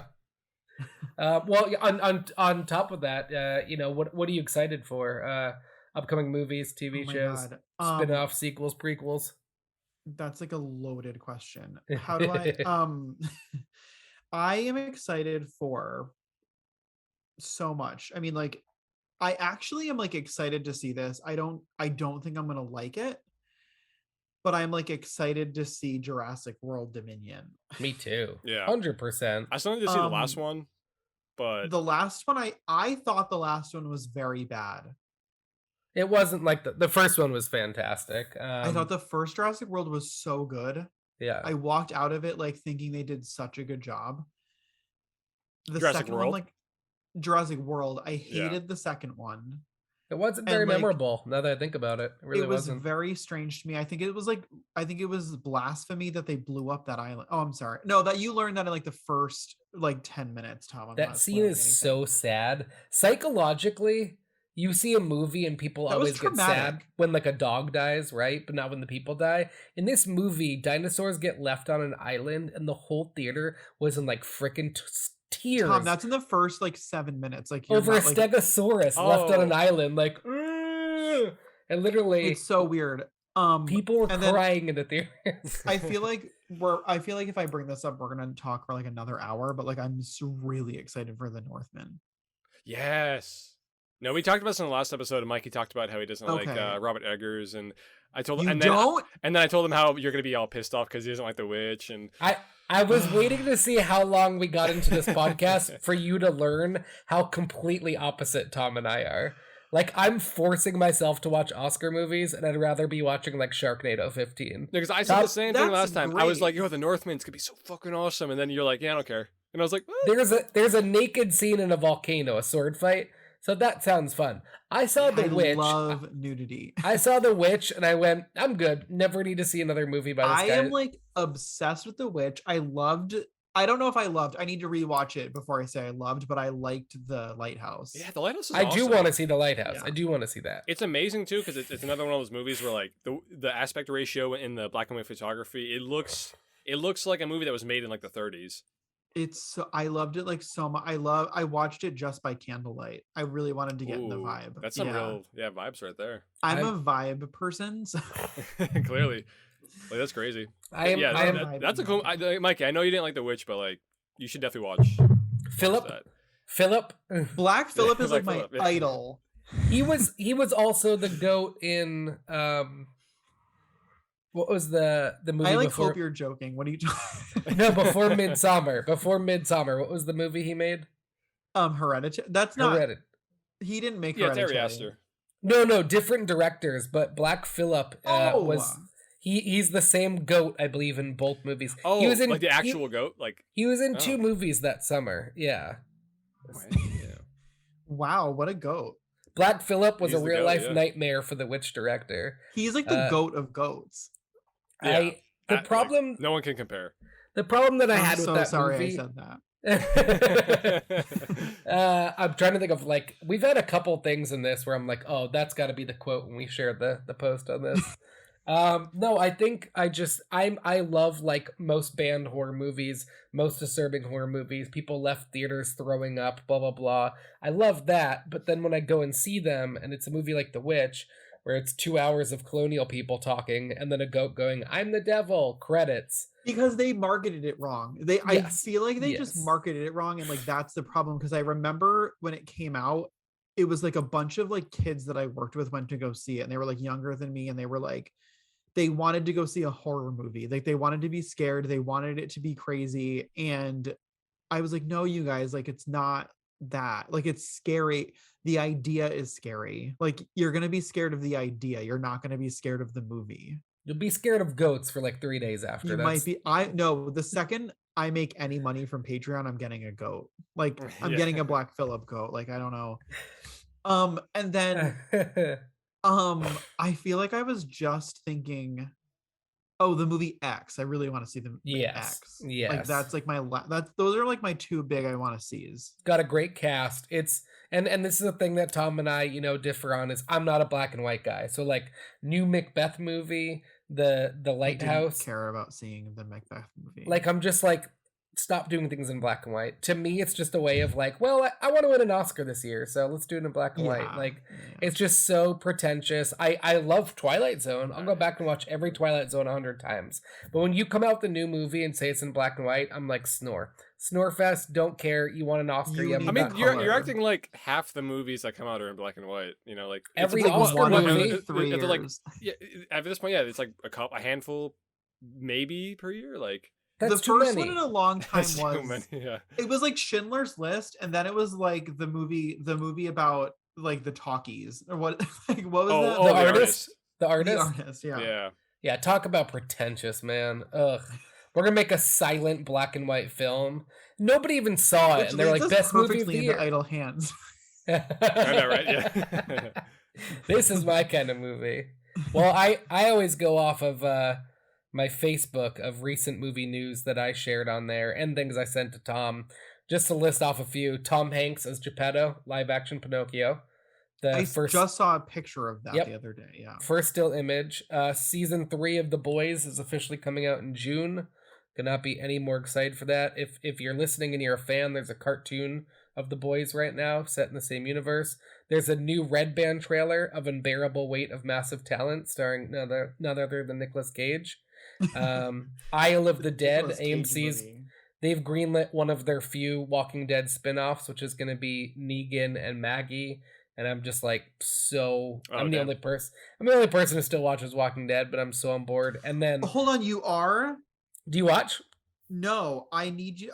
Okay, well, we can talk about it another day, but I like what is going on? Like, how is that still? I was like a huge Walking Dead fan. I think Yeah, weren't I think- you too, Tom? Yeah, we used to like talk about it sometimes, like after like episodes aired, and like I watched it I watched every episode up until season 7, I think, 2017. That's the year I I stopped. feel like watching they were.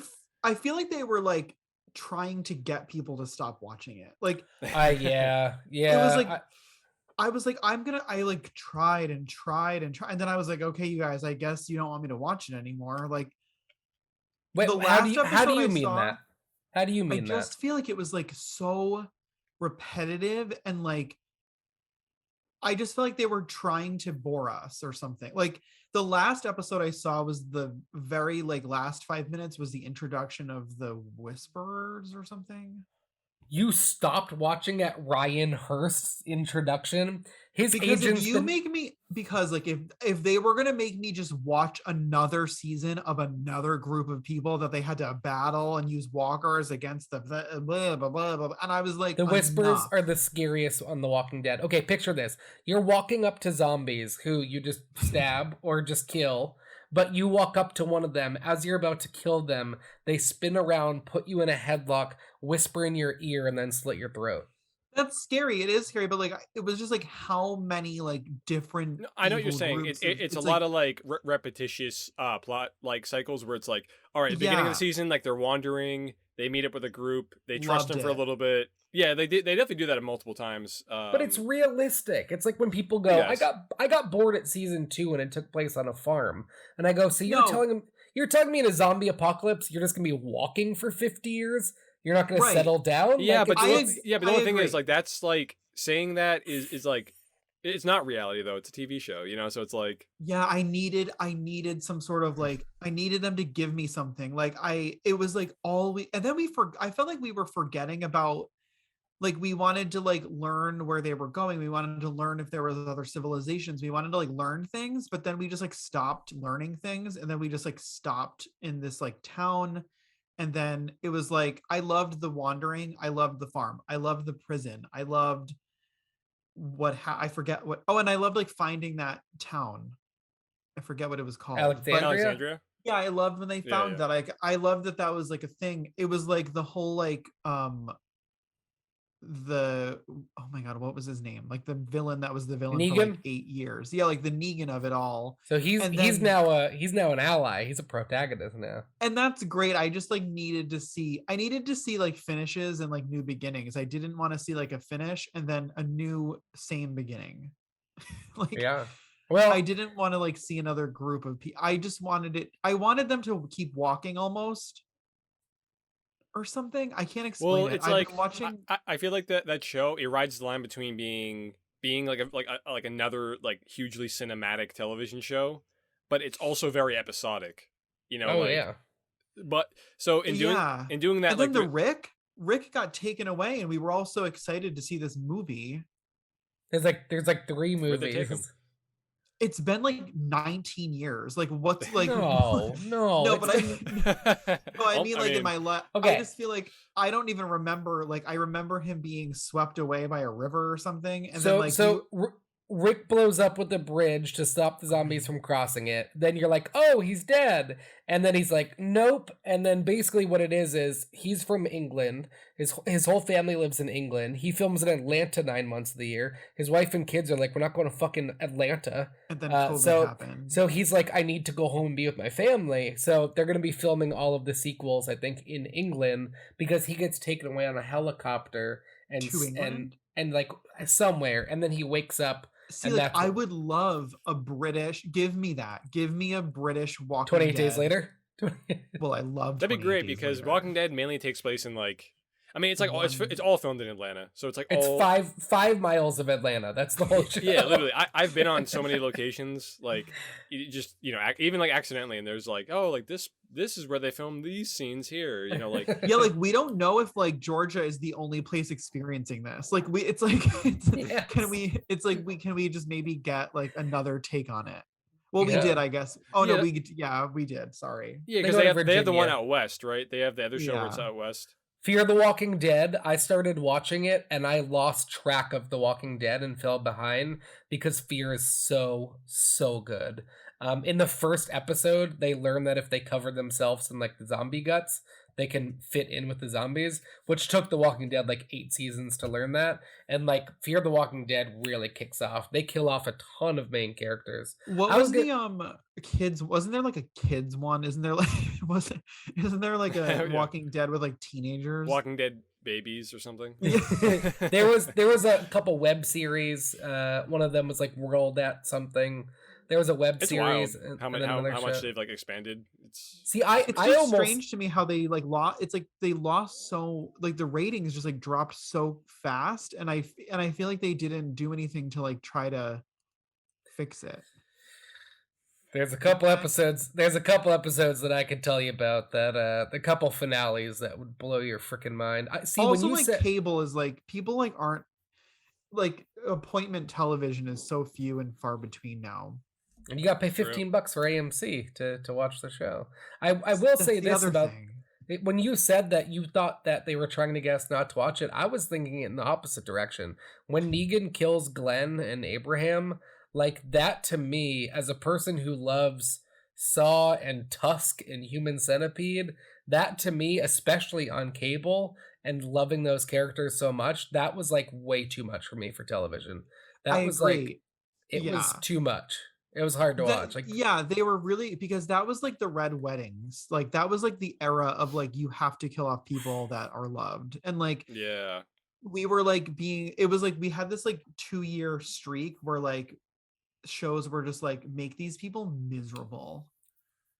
Yeah, And they have every to like atone. finale- They have to have like their atonement period per like however Yeah. many episodes or whatever. Yeah.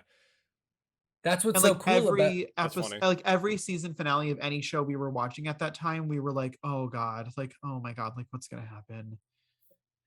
That's why The Walking Dead has gotten so cool is now Negan is working with them he worked with them to take down Who the are the Whisperers. villains now? Oh my god. This is So gonna we take don't forever, re- y'all. I'm So we sorry. don't- I know. I'm sorry that I brought this. I'm sorry that I brought this. No, up. you're good. You're good. Just know that Negan But I just and know Maggie, Mikey watches so much as he'll like he could go on I mean, If forever. we have another lockdown, I'll just start it from the beginning.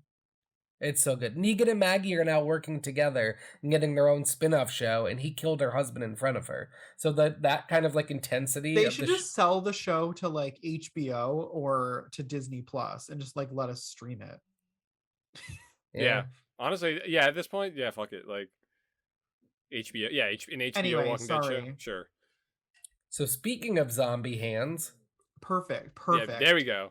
I was waiting for that. Perfect. Three Idle days hands. later. Speaking of Seth Green as a zombie, so in 17 words or less, as this is both of your first times watching this movie, what were your thoughts? Tom, you go first. Okay, only 17 words. 17 to 36.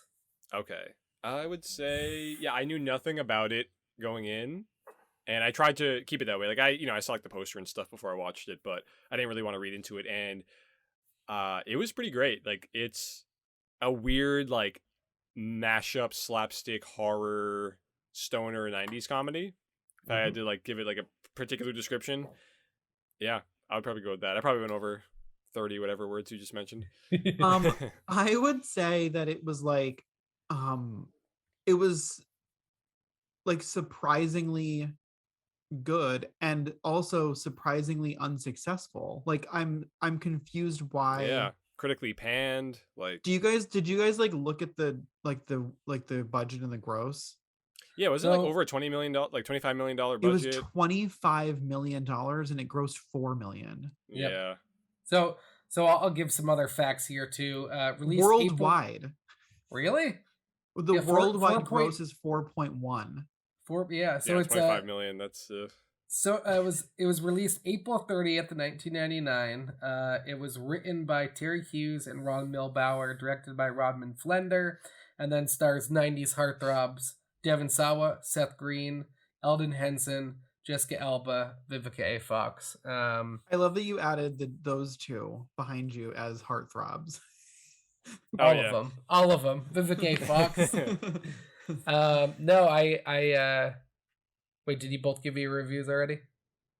I mean, I liked it a lot more than I like had no idea what this movie was about, and That's so funny. Yeah, like I was pleasantly surprised. I'm confused why it isn't. I guess I can figure it out. I just am confused why it's not more talked about or like watched. A cult film. I am too. This seems like such like the epitome of like a cult film, like a horror cult film from the 90s, and it's like I could see this playing at like midnight screenings. Maybe it does somewhere. I don't know, but like I've never. I'm sure it does, and I'm sure it does have a cult, but it's not a big one like that you hear about. Never. No. Tom and I, we did a movie, Drop Dead Gorgeous. You ever seen that? We just did that. Because, you did. So our like listeners were like had us at like gunpoint telling us to do that movie, and I had never. I could see that. So we had my best friend on who was Miss New Hampshire and did pageants. She came on to talk about it. Oh, I listened to your episode.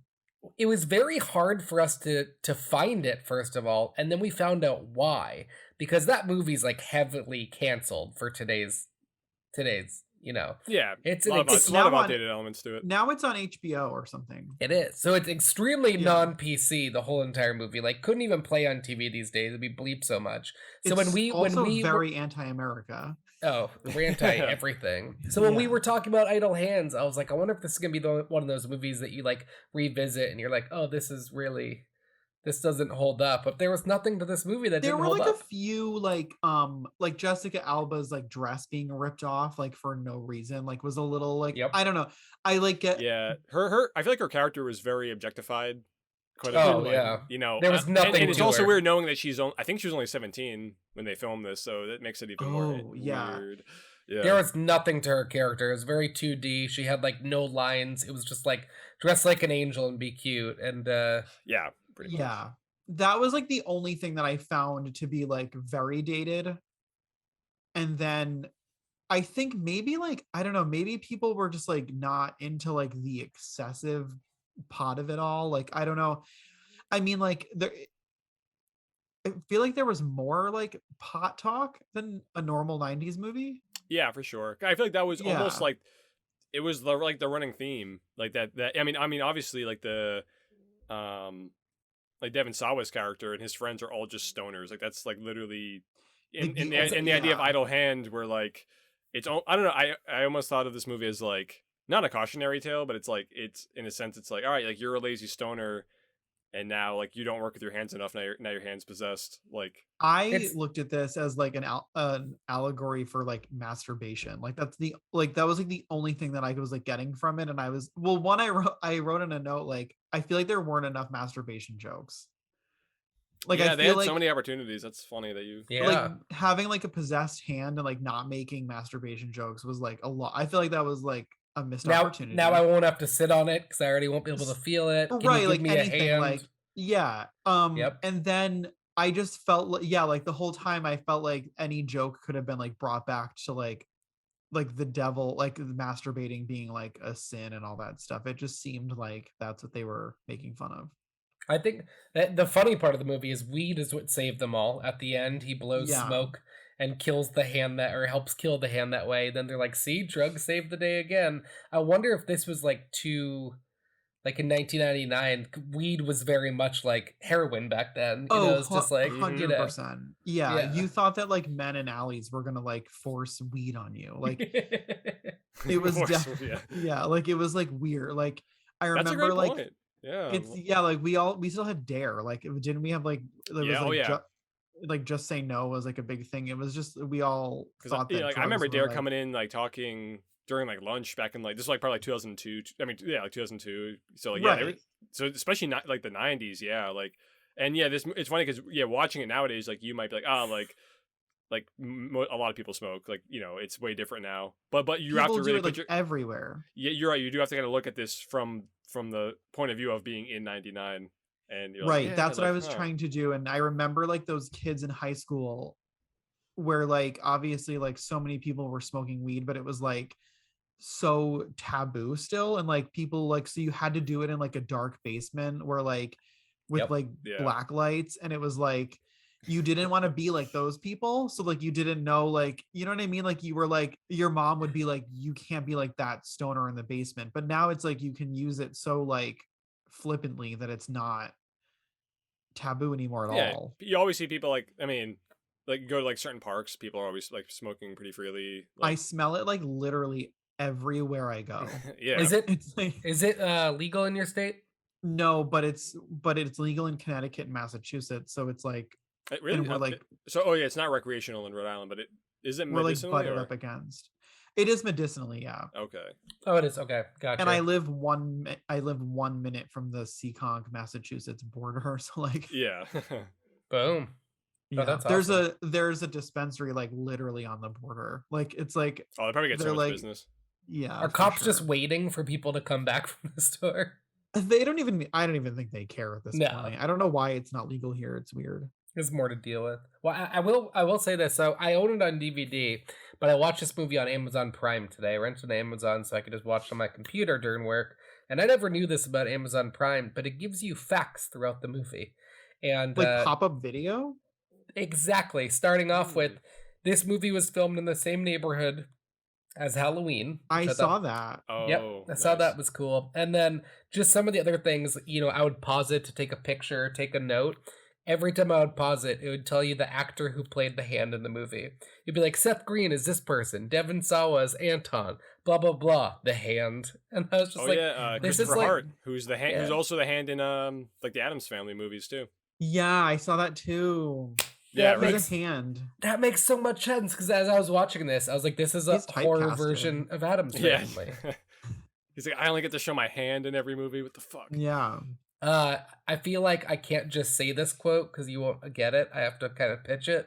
That's my favorite part of Zoolander, is after David Duchovny gives him the whole speech about his hand in the glass, and Zoolander just goes, but why male models? And he goes, I literally just told you, Derek.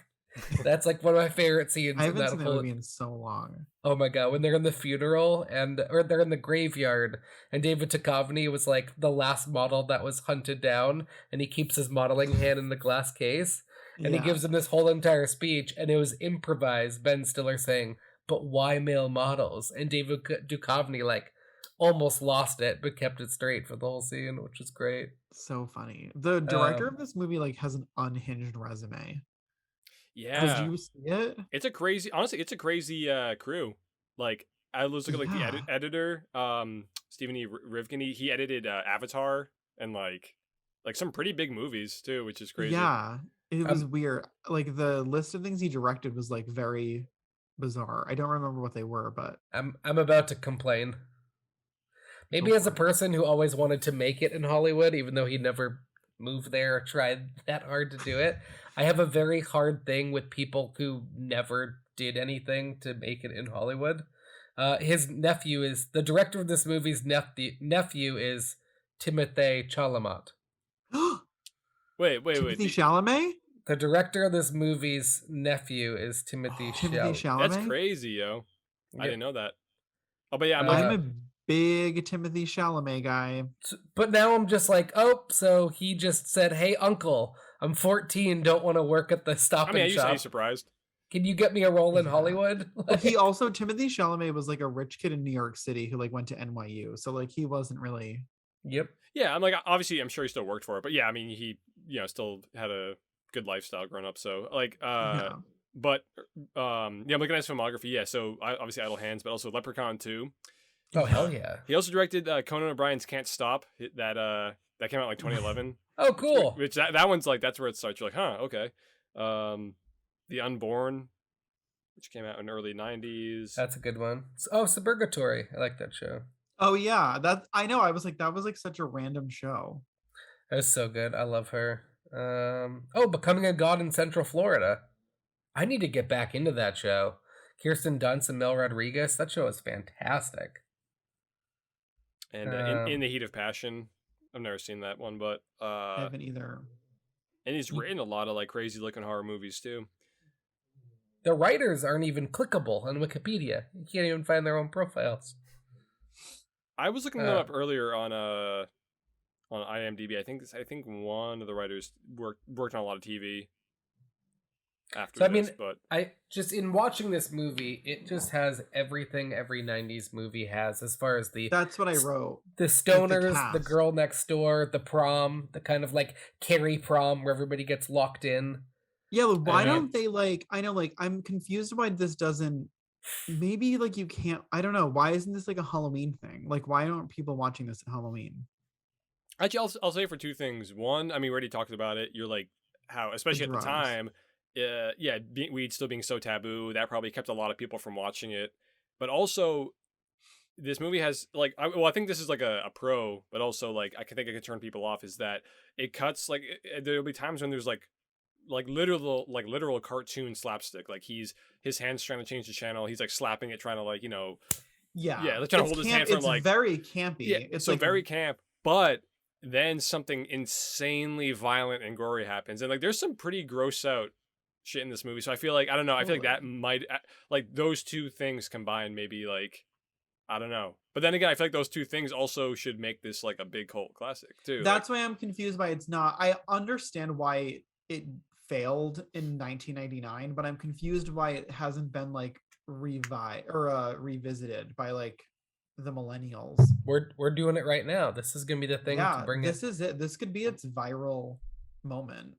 Yep. This yep. I when I'm posting a new episode, I'll follow people. So like I followed some followers of Mummy Dearest because I was like, we'll be posting and then they'll see that and whatnot. And then I looked at the hashtag of Idle Hands and like people posted about it in like 2020, 21 for like the 20-year anniversaries and like a couple people were posting it, but it Yeah. wasn't this like and unfortunately, and this probably because I don't really drink beer, there's a freaking brewery called Idle Hands Brewery now. So that ruined it now. Oh. Every time you type in Idle Hands, it's Oh. like a bunch of people drinking Idle Hands Brewery. And I'm like, Well, Devin Sawa is very active on social media, so you could Yeah. probably work pretty hard to get his attention, and it probably would work. I messaged him, I messaged Seth Green, and I messaged Eldon to see if any of them would come on the podcast. And did not hear back Nothing from yet. any Hey, of them. we're still going, so I wanted to reach out to Jack Noseworthy. So Jack Noseworthy plays the punk douchebag Oh, Matthew yeah. McConaughey, dazed and confused neighbor who hits on Yeah. all the high school girls. He is also in the Brady Bunch movie playing the exact same character, and was he love going to him. date rape Vivica A. Fox, or was that just something that like when she's like unconscious and he like looks to like Oh, he gave to her the left and CPR? right, and he like gave her CPR, but the way that he like looked to the left and right looked like he was like, is anyone watching? Like, can I like do something? Oh, that's right. Yeah, there's definitely They some. definitely- I love Yeah, they had Vivica something A. going on. Fox. I You love loved what? I love Vivica. Like when I saw Vivica A. Fox, like her like scene in this movie, I was like, oh my god, I love her. Like she has such a good energy. She's fun. Yeah, she's very amazing fun screen in everything presence. she's in. Yeah. She's like Um, over the top, but not in a bad way. Yeah, like I mean, I love her in like Independence Day. Like Oh yeah. Oh yeah. She's obviously Yeah. great in Kill Bill, and like yes, she has so many good roles. Think about it now. I love Right. that they're like making fun of Hanson and Jewel in this movie, and I'm like, love Making them. fun of who? Hanson. Like they say something about like listening to Hanson and Jewel at the prom at the, and I'm I like, remember I that. love Hanson. Which is and funny Jewel. because that's like that, you know, the music, it's a lot, obviously it's like all punk music. It's Blink-182, it's the Offspring, it's Rob Zombie. Tom DeLonge was one of the people at the fast food place. I learned that on my Yeah, Amazon. I Oh, saw. I didn't Yeah, I catch that. noticed that. So he was one of the guys. I think he says "all right," and that place was like that place was like Rainforest Cafe drive-through. I want that restaurant Yeah. to exist in real life, just like the one in I know. Doodler's My Car. That'd be so the cool. I saw Chinese that. food That'd be cool drive-thru. if there was, yeah, like a drive-through, but it looked like pop-up? you were in the jungle. That'd be pretty cool. I would If they love did a burger pop-up right for this now. movie, like if we brought this movie back and then they brought that as a pop-up drive-through place, Yeah, I would definitely order some of the like pineapple burgers and tiki, whatever they had. But yeah, Tom DeLonge is in that scene, which is great. The cameo from the Offspring playing at their dance, of course, playing the Ramones, and then the singer gets his head completely torn apart. that whole scene was like so hocus pocus. I mean, like, are you guys hocus pocus people? Because that scene where he runs up on stage to warn the party goers, the Halloween party goers, and then the band is like pushed aside, and then the band's like, "Come on, man!" Like, it was literally like word for word hocus pocus. Oh, really? Oh. I saw it for I don't the know if they first were doing it on time. purpose, but it was just coincidental. I saw it for the first Maybe time a pick up on few that. years ago. I did not enjoy that movie whatsoever. It's like, I mean, yeah, it's like one of my go-tos for Halloween. I just I like need to see it again because I used to watch it with like a group of friends when I was real young, and you know, and like but yeah, I haven't seen it in like for like literally it's probably been like 18 years or something since I've seen it. Well, Disney Plus, baby. the cast for Stream me it is forever. kind of intolerable. The cast. The of Hocus Pocus. Yeah, I could not do it. Like I watched it like 31 for the first time, so it didn't like mean anything Right. to me. But I was just kind of like, Okay. I was like, nope. And Oh my. I watched when people were like, what? And I was like, I could have definitely done without ever seeing that movie. Yeah, I don't know. It's very. Isn't there a over the sequel coming top. out? Yeah, filmed Yeah, in it Rhode filmed Island. like Yeah. in in like my backyard, yeah. essentially. Yeah, I think you mentioned that earlier. That's crazy. I'm trying to think who Um, else is. Him eating his mom and dad's blood in a sandwich was like really brave. Showing the Yeah. like The how like for the director, like how much of a stoner is this guy? Well, he's probably going to be making a sandwich, not looking at the knife, looking at the hot. I mean, this movie was in 1999 when music videos were still on TV. he was giving me anxiety. Honestly, like he was like giving me anxiety because like we've all been that dirty kid in the summer who like is disgusting, and like I was like being brought back to that moment, and I was like, I don't want to be there. This wasn't the summer. That's the bad part. I know, it was like that, like, you know, those like days in the summer where you're literally just in your boxer shorts for like 18 hours. It's like 90% humidity and Yeah, and like you have nothing to do. Yep. It was just bringing me. And why did we wear boxers like that? Like, why were we wearing huge boxers like that Yeah. and putting them into pants? Like, how did they get in? Boxer or briefs for you guys? Or boxer briefs? I wear both, and depends on the moment. Like, it depends on if I'm being active, I wear boxer briefs, but I prefer boxers. That explains it. I'm never active, so I only wear boxers. What about you, Tom? No, I'm all boxer briefs pretty much. But I also walk like 12 miles a day, so. Yeah, when I'm wearing boxers, it's literally just if I'm like on a like having a leisurely day and it's the summer and I'm just wearing shorts. That is why I only wear boxers. That makes But complete boxers sense. inside of jeans like doesn't work for me. Yeah, For some yeah. reason. I also know what don't you're like saying. jeans. I'll wear chinos. Like if I'm working in an office and they have like casual Fridays, I'll still wear chinos. I used to go to like punk rock shows and movies wearing chinos. People are like, you could have changed after work, and I was like, no, I want to invent something called Genos. They're jeans but with chino fabric, like khaki fabric, chino fabric. Okay. So it's like, here's how I explain it, and this is why I don't like jeans. Jeans are like the Nazi pants because they're very like tight and strict and very much like they just kind of like cup your balls and you can't like Not sit anymore or- though. Like the 90s baggy jean is like back. Yeah, And and you I can like find jeans them, because like, they're like anywhere. the strongest clothing you can buy. Like I feel like they You can last like forever. find them. Yeah, you can find them anywhere. You can like go to the Gap and buy like 90s baggy jeans. Jenkos? Some Jenkos? Probably not those, but Yeah. So like jeans are that. I think I always call khakis and chinos the Matthew McConaughey of pants because they're just like let the balls run free, just let it kind of air out, and that's why I love chinos. It's like you just always feel like a nice, like I hate sitting down in jeans. I wore jeans to Batman the other day because I was going with a couple friends. so did I. I have not worn jeans to a movie theater in like so long, and I was like, and I did for some reason, and I was like, why the fuck for a 3-hour movie did I wear jeans? Do you want to know why I wore jeans to Batman? Partially because I was meeting somebody new and it was like, I'm leaving the house. Let's get out and do this. Partially, it was because I knew I would stay awake for 3 hours. Because I would just be uncomfortable, just repositioning the whole time. And if I wore like chinos or sweatpants, would have fallen right asleep in that movie. Yeah, you guys are brave. I don't know. I literally have not worn pants with buttons in public in so long. And I was like, I'm just going to wear jeans. I wore a belt. It was like a whole thing. Me too. I know it was like so crazy. Yeah. It was weird. I don't know why I did that. In talking about the cast, Fred Willard in the opening of the movie. Mm-hmm. Fred Willard and the mom. I don't know. Did you guys ever watch the show The Torkelsons on the Disney Channel in the 90s? Mm-mm. It was like a really obscure sitcom about poor people like in the South. And she was the mom in it. Anyway, I love that woman. It sounds like a Connie Ray. Yeah, Connie Ray. Yeah, sounds like a Family Matters spinoff.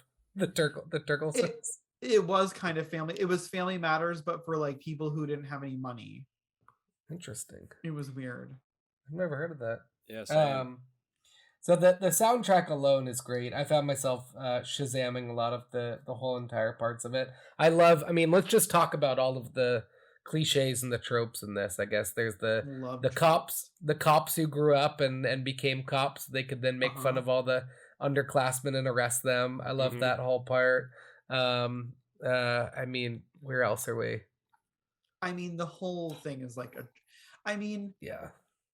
The like opening credits were like so nostalgic for me. Yeah, it was like so nostalgic Halloween horror movie vibes with like the parents in the bed and like the writing on the ceiling, and it was like very nostalgic.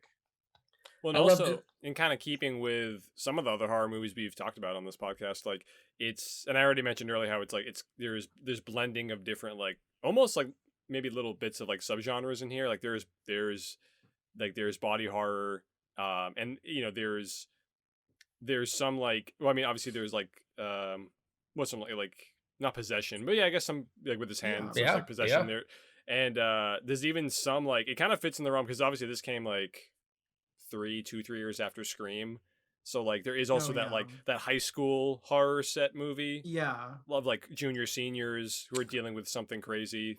There's so many of those movies from this era. So Tom, you worked on what was that movie with Vince Vaughn that came out recently? Freaky. Yeah, you worked on Freaky, and Freaky's such a great movie because throughout it's just like, how can we kill every high school student with what's already in the high school? Like the woman dies in the freeze chamber, and there's this in the shop room. That's what I liked about this movie is she's in the auto mechanic thing, and she gets tied to that. And then like they go into each room in the high school, and the hand is using the puppets in the theater room, and it really like shows you how every single thing could be happening in that high school. And I love 90s high school movies. The Faculty. The Faculty. We did that on the podcast. Like I love that movie. The best. I want a sequel to that. I want that whole cast back. Me too. They made that Cooties movie a few years ago, which seemed similar. It was like a Cooties zombie. Oh yeah, you're right. Yeah. But I want Josh Hartnett back. I want them all back. Yo, he's gonna be in Oppenheimer. Yeah. Is? Yeah, that movie has a crazy cast. Like I just looked at it the other day. I'm like, yo, everyone's in that movie. Oh, Benny Safdie. Benny Safdie's in it too, which is cool. We know what it's about. What's his name? Oppenheimer, who basically created the atom bomb. Okay, yeah. Oh wait, Zach. What? Question for you. The new Ari Aster movie? Ari Aster, right? Yeah. Ari Aster. He has a movie coming out. His next movie, it's like 3.5 or 4 hours long. Has an absolutely stacked cast. Nobody knows anything about the movie Do except you know the it's name of it?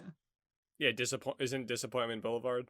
yes, Yeah. and it's 4 hours long, and the only synopsis is like it follows a famous inventor, and it's a A horror decade-spanning portrait of one of the most successful entrepreneurs of all time. and it's kind of like a horror comedy. I don't think it's gonna be a made up person. I think it's gonna be like a Walt Elon Disney. Musk, What is it?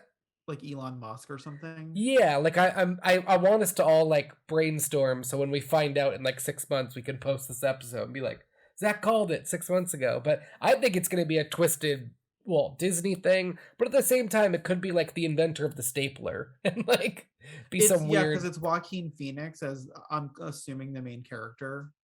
Yeah, central lead, I think so. I mean, I who don't do you know, think it can be, Tom? The Who's- most successful entrepreneurs of all time. Like I don't know why, but I'm just going to like Elon Musk for some reason. I don't know. I'm like why. Warren Buffett. Wait, like, is it a Warren Buffett movie? Is it a Or is it like Bill Gates? What's his name from like Wolf of Wall Street? Is he like a scammer? Is he someone that like yeah, know, yeah? That's what I'm- exploits his way to the top? I don't know. Well, those Or- are huge. Those are Who huge was right the now. guy- The eyes, or like Ponzi, like like yeah. Well, the Eyes of Tammy Faye that just came out, and now there's all these Yeah. documentaries about like Lululemon and all these other kind of MLM Yeah. things. So that would make sense if it were somebody or part of that. Yeah. Oh yeah, one thing I got to mention about I've already mentioned a couple gross out moments from Idle Hands, but that scene when the hand's like sharpening his fingers. Yes. Yeah. After it kills the principal. Yeah. Yep. I love that Yeah. kind of stuff, man, because like it really is just so gross, and like that hand gets messed up so many times. Like Devon like throws him in the microwave, the microwave is gross. Yeah, I and mean, like all the he pus. makes- There's like a lot of pus in this movie and shit. Like, gross, yeah. That scene was really hard to watch. Where he tapes his neck shut and he's like, cool. and he eats the burrito, and it's like coming out of his like the Yeah. Ugh.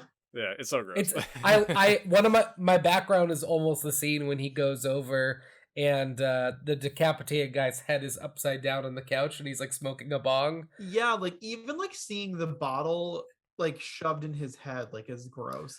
Or Oh, even yeah. like I feel like the editors were like, we're having a hard time maintaining like the headless body, so we need to like put it back. Yeah. Oh yeah. I mean, They were like, we need to put that back. Yeah, There because was no some of the scene- shots were actually like this very seamless. Like I think when it Yeah. So when I'm trying to remember his name. Is it Nub? Is that the guy who gets his head cut off? It's like Peanut. It's Peanut or something. Peanut. Yeah. Yeah, right. yeah. So yeah. he gets his head cut off with the saw blade or whatever, and then like it rolls down and then lands right in front of him, and he's like, "Cool." But Yeah. like Yeah. that's a great shot. Like it actually like I don't even know if they used early CGI there or what, but like it worked. It looked really good. But I would Absolutely. imagine, Yeah. yeah, that would be like an editing nightmare if they're like how many scenes of his head like tilted in different positions and like I don't know. This is Yeah, 1999. I mean, the bottle in the head's not like CGI. It's just like Seth Green probably had to sit in a makeup chair for like 4 hours and like yeah. from the 10-minute mark of the movie to the very end, he has a bottle in his Right. head. Seth he gets Green it- literally did any movie, and then like Seth Green took every script that came across him. I love following the bands that he played in movies. So him, Donald Faison, and Breckin Meyer have all been in like 4 movies together where they played in the high school band. Like Oh it's my one of those. God. It's one of The those Josie things and the where Pu- it's is just. Josie and the Pussycats one of them. I think so. Clueless, think- Josie and the Pussycats. There's 2 more. It's become a long running joke too, where it's like people That's are like, funny. when is this band actually going to put out an album? Like this is the one thing we need. But I mean, the prosthetics, the kills. I mean, this is not a movie where it's just like, you know, the last 10 minutes are gory. The whole entire movie. It's All like the from way the through. very beginning. Yeah, I mean the twins at the. I mean, you don't really see it, but the twins at the fast food place. You have the cops with the knitting needles. That whole scene of like Anton, put down the knitting needles. Oh Yeah. yeah, he's like, just cuff me. Yeah. That seems funny because Um, it like the editing is good too again because it just keeps cutting back like super fast. Like, but then he just cuff me, you know, like back and forth, and then he just stabs that one cop through the head. That And the seems 2 crazy. best Yeah. friends are watching it, and they're like cheering him on for killing them. Also, guys, I love Yeah. the scene when Anton's friend, like, you know, he finally figures out that his parents like were murdered. I don't even think he knew about his or maybe he did at that point. But either way, he just found out his parents died, and then he has his friends come over and they're like, "Whoa!" But they're like distracted by the TV. They don't even see the two like dead parents just laying on the ground. And then they do, and they're like, "Is this a Halloween prank? Because your parents are always so good at it." And that's Oh, what yeah. that's what I loved, how over the top the friends were. Like when somebody would die, they would walk over to them and like check their pulse. That was one of the things I have is where was it? They really overdid the stoner thing. Like no one's like this. Oh, It's like Yeah, nobody's that 90s, dumb. 90s depictions of stoners are usually always stupid. so Yep. dumb. Like yeah, like so stupid. Especially like Half Baked, with what's his oh name? yeah. I was just They talking were about that with my Clue- roommate. like even Clueless. Like they're all like it's like they had that group where you weren't supposed to talk to the stoners because They have the drug rug and the skateboards, Yeah. and they're like, "Hey, Yeah. come protest whatever war we're in right And now." I guess like back then it had to be like back then it kind of had to be your personality because like you weren't allowed to do it. So like you kind of had to make it like a thing. And now people are just Yeah. microdosing mushrooms in the Right. morning. Yeah. we're- Like you just have like pot in your cupboard. Like it's Yeah. like yeah, it's such a different world these days. It's funny you said because like I dog sit as part of like, you know, the business I do or whatever. So like I've gone to so many homes where like everyone's like, oh, you know, like you can, you know, they tell me I can stay the night, like you can use my kitchen, have whatever food you want, whatever. And like every person's cabinet, there's always like gum, like, you know, like like Gummies. edibles, like some gummy bears or something. Everyone's getting high these days. yeah. I wrote down a lot of Seth Green's lines in this where he says, I was a little bitter about my best friend trying to kill me, but I got over it. Like how quickly they just forgive him for killing him, and they're like, hey, we're gonna like Yeah. we're your archangels now. That, and then the scene where he says, he's like, I gotta stop the blood flow. Don't you ever watch ER? Oh, Like yeah. when they're trying to save every single person that the hand has already very much killed. Like they're just Yeah. standing over them, yelling their names at them, and like checking their pulse. Like that whole part of the know. movie was I love great. ER, so like that was funny for me. God, all the way up to the end. I think that was one line that's probably cringy these days in the movie, where they're like, let's go walk through a nurse, and the other one goes, be careful, yeah. some of them are men these days. Yeah, that one I was like, oh wow, okay, that was That was the last Um, line of the movie. the way that like it and like the way that they killed the hand was like so anticlimactic that I loved it. Seth Green says, that's it? No Yeah, explosions? they literally no- point that out, which is funny because Yep. it's like, yeah, it's like what you think would happen. Like, the hand gets stabbed, it like starts radiating and then just dissolves into like, Yep. Yeah. like lame pixels, and you're like, oh, like okay, like Yeah. I do love the premise of like a possessed hand of a stoner. Like who's a I mean, it took him what, half the movie to find out he was the killer? He was the perfect person for the hand And to he's just possess. like running around like with a severed arm, like and with no pain, like he's not in any pain. Like Because he gets it soldered. Yeah, that right, scene, yeah. that scene where Seth Green's about to cut off his hand and he takes the like blender and he goes, "Look at me, I'm Leatherface." Or And the just- like the bagel cutter, like the bagel slicer. oh yeah. Yeah, they go through everything, and then he has the guy bite down on his hand so he can chop it off. Right. I loved Seth Green so much in this movie. He just had so many one-liners. What's the number for 911? I mean, which is one of my favorite lines from Little Rascals movie as well. I love the dog in the movie. So he would like hide yeah. with the dog. Oh, Like he was yeah. always I like making looked up sure- what kind of dog that is because I thought I like wanted it. What was it? A Rhodesian Ridgeback. Oh yeah, okay, yep. Yeah, that's a big dog. And I just love how he's like running around the house, like making sure the dog's behind him. Yeah. I mean the movie opening and closing the same way with the I'm under the bed, and they just did that to him in the hospital and Yeah, it walked was away. like a Like joke. Yeah, that was funny. that was great. And the whole part about like heaven where he's like, didn't you guys die? And they're like, yeah, we saw the fancy lights, but once we found out like we couldn't smoke there or whatever, like they just turned away from heaven. Like, Right. just to Now keep that sm- we're like talking about it, like that has to be why this movie wasn't successful. It was like Yeah. every scene was about pot. Yep. Yeah. And now like anti-religion.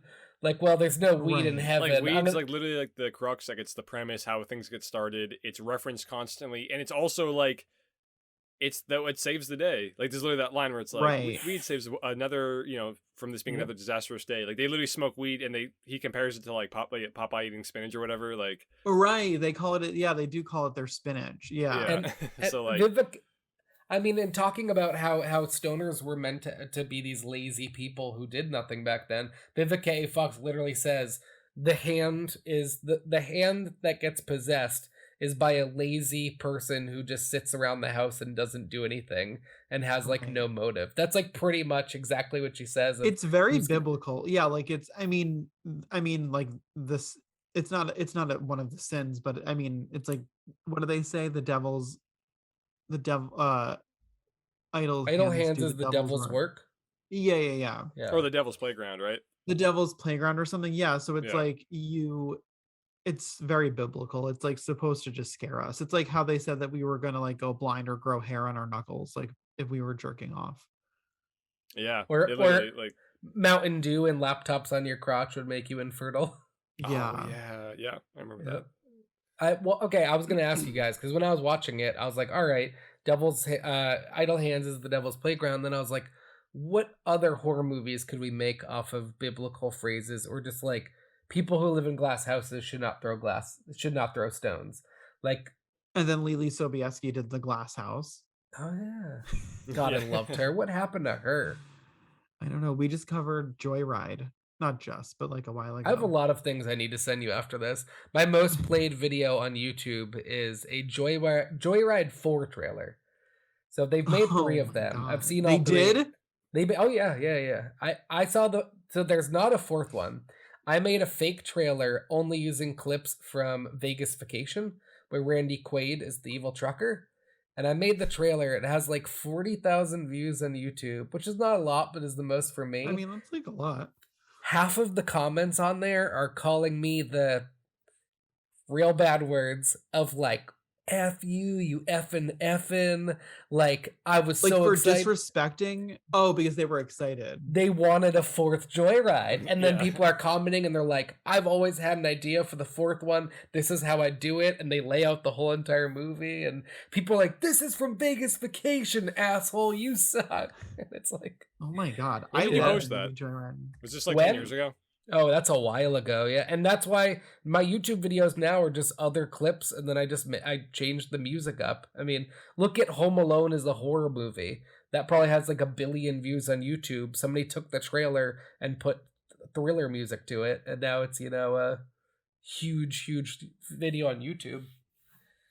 Like Yeah, I I mean, said, I can't usually. Also, if you put it out at the right time, like if there is like somewhat interest around like Joyride, you're probably like just caught like a bunch of people that like we're searching for it at the same time, and Typing know. in upcoming sequels, new trailers. Yeah. Oh, I Yeah. love Joyride. that'd be a good one to do for the podcast because I haven't. Yeah, I've only seen the first one. I Steve love Zahn. I The like first one's love the great. first one, and if you haven't watched it in a long time, I found it to be like such a good watch.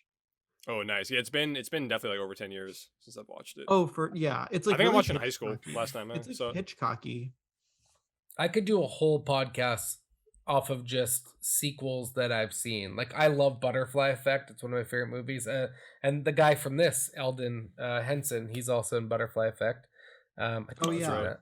Yeah, and I mean, I saw both sequels, both straight to DVD, very different movies. Like that's why I said, like, Tom is out here watching Oscar movies, and I'm over here like Sharknado versus Crocosaurus 7 is on Sci-Fi. Like I can't watch the new like Oscar movie. I have to go and watch this movie instead. Like that is just like, It yeah. happens. you can compromise. Like just watch Drive My Car, and then you can watch like Bigfoot versus like the UFOs or whatever. Oh, know? that sounds good. Is that a movie? It probably is. Like If not, yeah. Tom and I wrote our first screenplay is done, and it's very much needs to be sold to Sci-Fi, and I don't know how we're gonna get it to them, but I don't know. it's the next Sharknado franchise.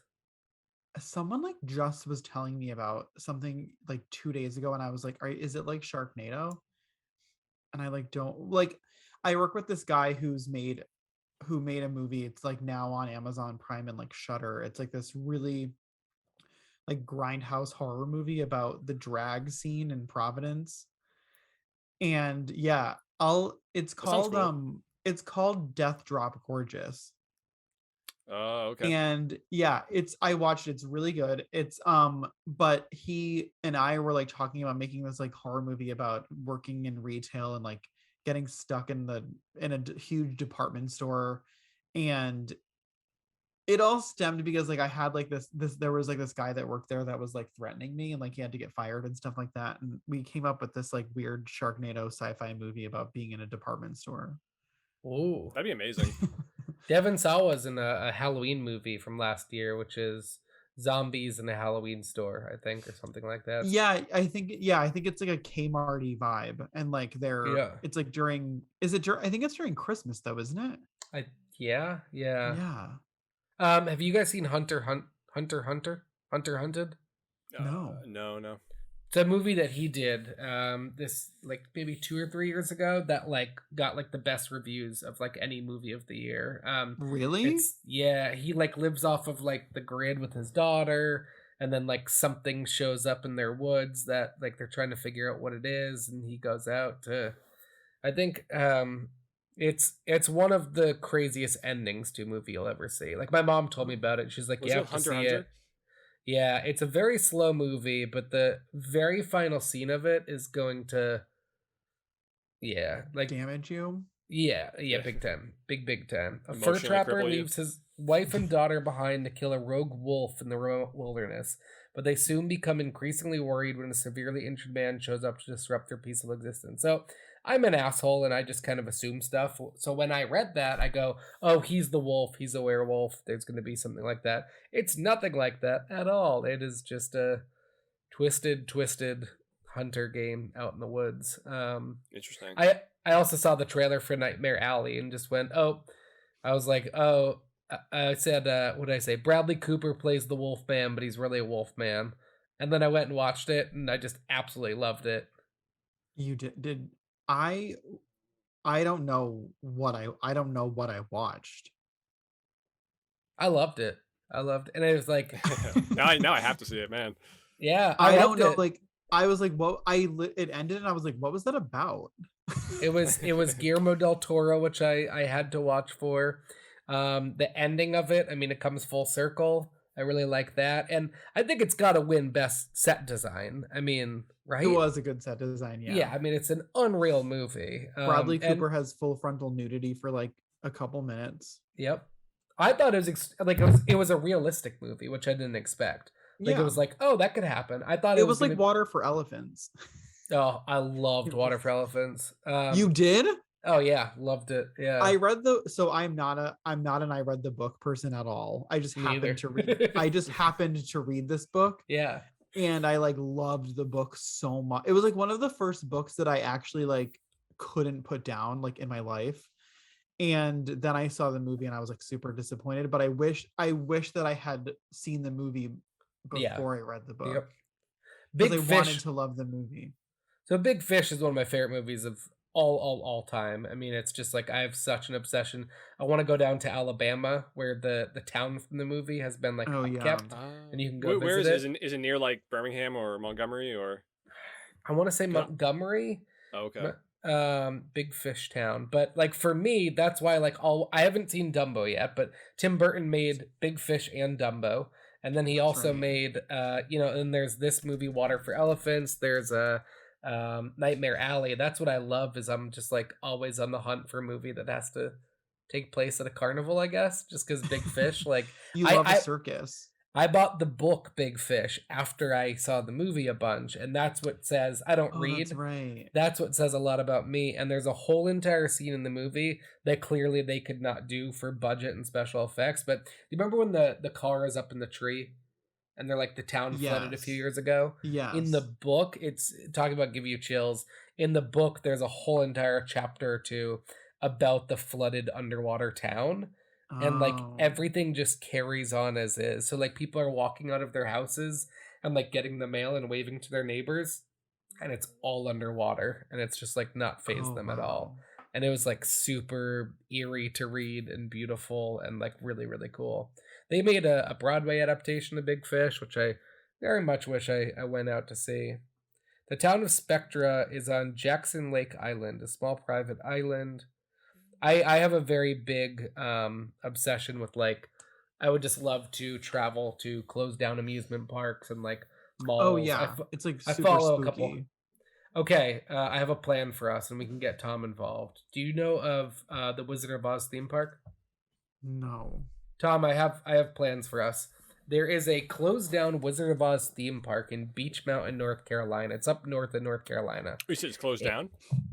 Closed down. It opened when the movie opened, lasted a couple years or maybe a decade. Once a year for a weekend, anybody can pay to go and see it. And the whole entire place is like, the yellow brick road is all not bricky anymore. Maybe I yellow. have seen like That a sounds picture. awesome. Yeah. It's called Return to Oz, That's I the think. thing is, and like, all the animatronics are broken down, and you That's can like- do private tours of the place. See, that's my vibe. I love like like run down old. We were just amusement saying parks. that. Yeah. Yeah. 'Cause My- Mike, my- I don't know if Mikey mentioned it, but like we've been talking about it for so long now, but we want to make like a horror movie like in that setting. Yeah. Like something found footage even. I think would just be so cool. Yeah. For There's sure. so much to do with it. An episode yeah. of this podcast we need to do is hi Bubba, Escape to Tomorrow World. Have you guys seen that? Yeah. The Disney World movie in black and white. Oh, It was- That's right. Yeah. That movie is like shows you like what goes on behind the scenes of like Disney World and all of that, and it is a trip of a movie. And I mean, there are a lot of things about, Disney that you read about that you're like, oh, I want to see more movies about like the behind the scenes stuff. But there's also a Flintstones closed down theme park out there as well. The town in Alabama, Tom, it's off of, what did it just say? It's off of Jackson Lake Island. It's a small private island in Alabama. I've been to Alabama once. I only went to where'd I go? I've been twice, Birmingham. coincidentally. Me too. Oh, okay. To where? I literally just went Where there with my dad because like my parents were visiting at the time, and like I was just with my dad, and I was like, "Want to go to Alabama? Like, want to just check it out?" He was like, "Yeah, fuck it." And like, I it's have funny- family there. Oh, you have family in Birmingham, or? Yeah. Oh, I didn't even know that. That's cool. All I can think of is you should go back to your home in Greenbow, Alabama. That's all I can think of. Which made me think when we were talking about The Walking Dead was I read a fact recently that like Forrest Gump would have never been able to run as much as he did. Like realistically, it was like 15,000 miles. But the scene where he just turns around, looks at everybody, goes, "All right, I think I'm about done running now. I'm gonna head home." Like I want that to be the finale of The Walking Dead. Like the series finale is they're just like Is I it think coming? we're Is kind it of almost done done? walking. Yeah, The Walking Dead's done this. It's part 2 of the last season right now. That's it's- airing? Yeah, and then it's done. Yeah, That's wild because it's literally been on every year since 2010. That's I was crazy. gonna say it's a season 13, I think. Yeah, but yeah, they have a lot of spin-offs and everything in the works. So there's nothing. They're slowing like, we're down. not letting this dead horse lie. Yeah. I can't recommend it enough. It's just every season the antagonist gets scarier and scarier, and that's what I really like about it. Is you go, who's worse than Negan, and then the Whispers come around, and you're like, oh shit, and then Negan helps them take down the Whispers. But the what's up? What you talking about the finale for the season with the Whispers, or? No. So the Whispers kind of were killed off last season. This is season 13, and there's just kind of like an antagonist in the background that they're like keeps catching up to them. That's last There's I too knew. much. There's too much of I'm it. probably 2 or 3 episodes behind. But man, I love it. Are they still in Alley? Okay, no, stop. I have to. All right. Well, with that said, I guess at this point, any final words on Idle Hands? Any final comments or anything we missed? My last note is I feel like this entire movie is a metaphor for jerking off. So I feel like I already got that point across. Yeah. That's good. Wow, I don't have anything compared to that. No, it's just if you like 90s movies and you want to relive the old 90s days and all of that, this movie's perfect for it. And it's just like there's no better horror comedy out there. It is completely split between the two genres. Got a bunch of actors that you'll love, and a lot of good special effects and costume design for its time, which is really impressive. Yeah. It's almost like some of the gross out stuff kind of reminded me of Dead Alive. You ever see that Peter Jackson movie? No. Yes. Dead Alive is insane. If you didn't like the gross out stuff in this movie, I probably wouldn't watch it, because that movie is like wild. Some of the Even the- craziest gore effects I've ever seen. But Even the DVD cover is really fucked up. yeah, but I got that vibe from this, and I will say there's a scene. I think it's right after Anton has sex with Molly, and she's like, she calls him like a beefcake. No, I forget what she calls him, like not even a beefcake. It's like, she's like, you're like a beefsteak or something. And I was like, what? Like, what is that? Like, He calls her baby snakes later on. He's like, I'll be right back, baby snakes. Yeah, Baby that was snakes. so weird. Imagine having sex with someone and they're like, you're a beef snake or something. Like, yeah. Is that compliment or is You're that like a I whole don't steak. know. Like, oh. yeah, I'm like, okay. Did I do Thank something you. wrong? But yeah, I mean another great recommendation, Mikey, because yeah, this was very fun to watch. And This is like something that everyone should see, I feel like. yeah, it needs there needs to be more, like we're doing right now. There needs to be more discussion on it. I would love to hear Yeah. certain prominent people like talk about this movie, because Yeah. like you've mentioned, if it does feel weird that there is no like set audience for it, when it feels like there should be Yeah. one for sure. This movie to me, like my 8th grade, one of my favorite years of life, because that's when I started smoking. Grew up in a small town and there wasn't much to do, so you start smoking weed and scooter around town. It was this movie, Out Cold, Orange County, Cruel Intentions, and Listening to Counting Crows, and that was my whole 8th grade. It's like That sounds those great. 4 movies and the Counting Crows, and I mean, this movie I watched countless times. I just like loved it so much. I still love it today, which is so great. I'm gonna show my kid it one day, and I think there were a lot of juxtapositions there. I don't even say that to Dude, Where's My Car? The drive-through scene, the stoner scene, and I think this is pretty much like Dude, Where's My Car with a possession. Yeah. That's kind Yeah, of like that's a good way to put it. that's what I Where's would My say about Head? this movie. And Dude, Where's My Car is one of the best movies. I know. love I that was just movie. thinking, I'm like, maybe we should cover that on the podcast. I will gladly come on for that and say that as good as The Hangover was, why did we get 2 sequels and Dude, Where's My Car never got another one? Very Good upsetting. question. But speaking of that, where can people find Mummy Dearest? Yes. You can find the Mummy Dearest podcast at Mummy Dearest podcast on Patreon and on Instagram. I tried to find your Facebook and Twitter so I could tag you today, and I was like, these guys are We don't have a Twitter for the podcast, and Sloane I guess Sloane like posts about it on Facebook, but we don't have a Facebook. Oh, okay. I'm don't not mentally strong enough to manage it. I do the social media for the podcast, so like I'm not mentally strong enough to have a Facebook page.